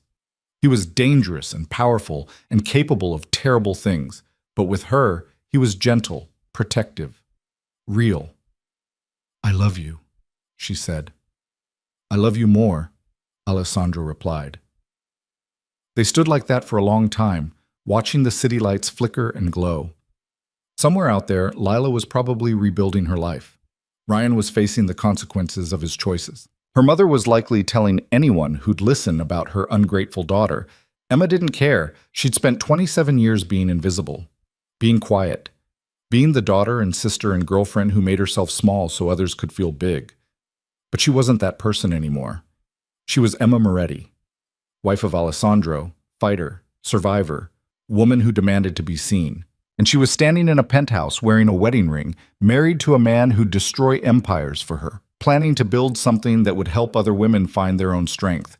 She wasn't orbiting someone else's spotlight anymore. She was standing in her own light, and she'd chosen every single step that brought her here. 3 months later, the Emma Caldwell Foundation for Women's Empowerment opened its doors. Emma cut the ribbon, wearing a sharp suit and her wedding ring, Alessandro standing proudly beside her. The building was beautiful, secure, filled with resources and support, and people trained to help women transition from survival to thriving. Gabriella served on the board. Sophia ran self-defense classes. Marco handled security. Alessandro's entire family rallied behind it. And women came. Women escaping abuse. Women leaving toxic families. Women who'd spent their whole lives being invisible. Emma met with each of them personally, shared her story, showed them that choosing yourself wasn't selfish, it was survival. One afternoon, 6 months after her wedding, Emma sat in her office reviewing applications when her assistant knocked. There's someone here to see you, she said carefully. She says she's your sister. Emma's hand stilled on the papers. Send her in. Lila walked through the door looking smaller than Emma remembered, thinner. Her perfect hair was pulled back simply. She wore jeans and a sweater instead of designer clothes. She looked human instead of polished. Emma, Lila said quietly, thank you for seeing me. Emma gestured to the chair across from her desk. Why are you here? Lila sat, her hands twisting in her lap. I wanted to apologize. For everything. For Ryan. For the wedding invitation. For not being the sister you deserved. Emma studied her. Looked for manipulation, for ulterior motives. Saw only genuine regret. What happened? Emma asked. With Ryan? I left him, obviously. When his father was arrested, when the scandal broke, I realized I never loved him. I loved what he represented. Security, status, being chosen. Lila's voice cracked. And I destroyed my relationship with you for something that was never real. Yes, you did. I know. And I know apologizing doesn't fix it, doesn't undo the damage. But I needed you to know that I see it now. I see what I did. And I'm sorry. Emma leaned back in her chair. What do you want from me, Lila? Nothing. I don't expect forgiveness. I don't expect us to be sisters again. I just needed you to know that you were right about everything. And I was wrong. For a long moment, Emma said nothing. She thought about the girl who'd opened a wedding invitation and felt her world shatter. Thought about the woman who'd burned a letter and let go of that pain. I forgive you, Emma said finally. Lila's head snapped up. What? I forgive you. Not because you deserve it, not because it fixes anything, but because holding on to anger at you was hurting me more than it was hurting you, so I'm letting it go. Tears streamed down Lila's face. Thank you. But forgiving you doesn't mean I want you in my life, Emma continued gently. You made your choices. I made mine. We're on different paths now. Lila nodded, wiping her eyes. I understand. I hope you find what you're looking for, Emma said. I hope you learn to be happy without needing someone else to make you feel valuable. I hope you choose yourself someday. I'm trying. That's why I came here, to your foundation. I want to volunteer, to help, if you'll let me. Emma considered it, saw the genuine desire in Lila's eyes, the real regret. Talk to Gabriella. She runs our volunteer program. If she approves you, then we'll see. Thank you, Emma. Really, thank you. Lila stood to leave. At the door, she paused. You look happy. Really happy. I'm glad. You deserve it. After she left, Emma sat in her office feeling lighter. She'd forgiven Lila. Not for Lila's sake, but for her own. Because carrying that anger had taken up space she wanted back. That evening, she told Alessandro about it over dinner. How do you feel? He asked. Peaceful. I think it was the right choice. For you or for her? For me. Always for me.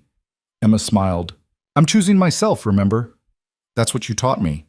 Alessandro raised his glass. To choosing yourself, and to the woman who does it better than anyone I've ever known. They touched glasses, drank, and Emma felt the last piece of her old life settle into place and transform into something new. A year after their wedding, Emma stood in front of a room full of women at the Foundation's anniversary gala. Alessandro sat in the front row, watching her with unconcealed pride. Gabriella, Sofia, Marco, and the rest of their family filled the seats behind him. Emma looked out at the crowd and began to speak. A year ago, I was invisible. I'd spent my entire life making myself small so other people could feel big. I let people take from me because I thought that's what love looked like. I accepted betrayal because demanding better felt too hard. I was the quiet daughter, the responsible sister, the convenient girlfriend. I was everything except myself. She paused, meeting Alessandro's eyes. And then someone saw me, really saw me. Not the version I performed for other people, the real me, the angry me, the messy me, the me who deserved better. And he didn't just see me. He gave me permission to see myself. Emma's voice grew stronger. This foundation exists because I know what it's like to be invisible. I know what it's like to believe you don't deserve better. I know what it's like to choose everyone else over yourself until there's nothing left. But I also know what it's like to choose yourself, to demand better, to fight back, to become visible. She looked around the room at the faces watching her, women who'd found their way to the foundation, women who were learning to choose themselves. You deserve to be seen. You deserve to demand better. You deserve to choose yourself every single day, and we're here to help you do that. Not because you're broken, but because you're powerful, and the world needs to see what you become when you stop apologizing for existing. The room erupted in applause. Women stood, tears streaming down their faces. Alessandro's family cheered, and Emma stood in that spotlight she'd chosen, feeling more herself than she'd ever felt in her life. After the gala, Alessandro drove them back to the penthouse. They stood at their usual spot by the windows, the city spread out below them. You were magnificent tonight, Alessandro said. I felt magnificent. Is that arrogant? No, it's honest. He turned her to face him. Emma, you've built something incredible. You've helped hundreds of women find their strength. You've created a legacy. We've created it. Together. Together, Alessandro agreed. He pulled her close. I love you. More every single day. I love you too. More than I thought I was capable of. They stood like that, holding each other, looking out at the city where Emma had once felt invisible, where she'd once believed she didn't matter. She mattered now. She mattered to Alessandro, to Gabriella, to Sofia and Marco, and everyone in their chosen family. But most importantly, she mattered to herself. Emma Caldwell had spent 27 years being invisible, had accepted a wedding invitation to watch her sister marry her ex-boyfriend, had believed she deserved crumbs because that's all anyone offered her. But Emma Moretti knew better. She knew she deserved everything, deserved love that saw her completely, deserved a partner who caught her every time she fell, deserved a family who protected her without question, deserved to build something meaningful and powerful and real. She'd transformed from invisible to incandescent, from victim to victor, from the woman who accepted betrayal to the woman who demanded better. And she'd done it by making one simple choice. She'd chosen herself, and she'd never stop choosing herself every single day for the rest of her life. Alessandro kissed her as the city lights glittered below. Emma kissed him back, this dangerous man who'd become her sanctuary, her partner, her home. And somewhere in the night, the woman who'd once been invisible finally understood what it meant to truly be seen, not by the world, by the person who mattered most, herself.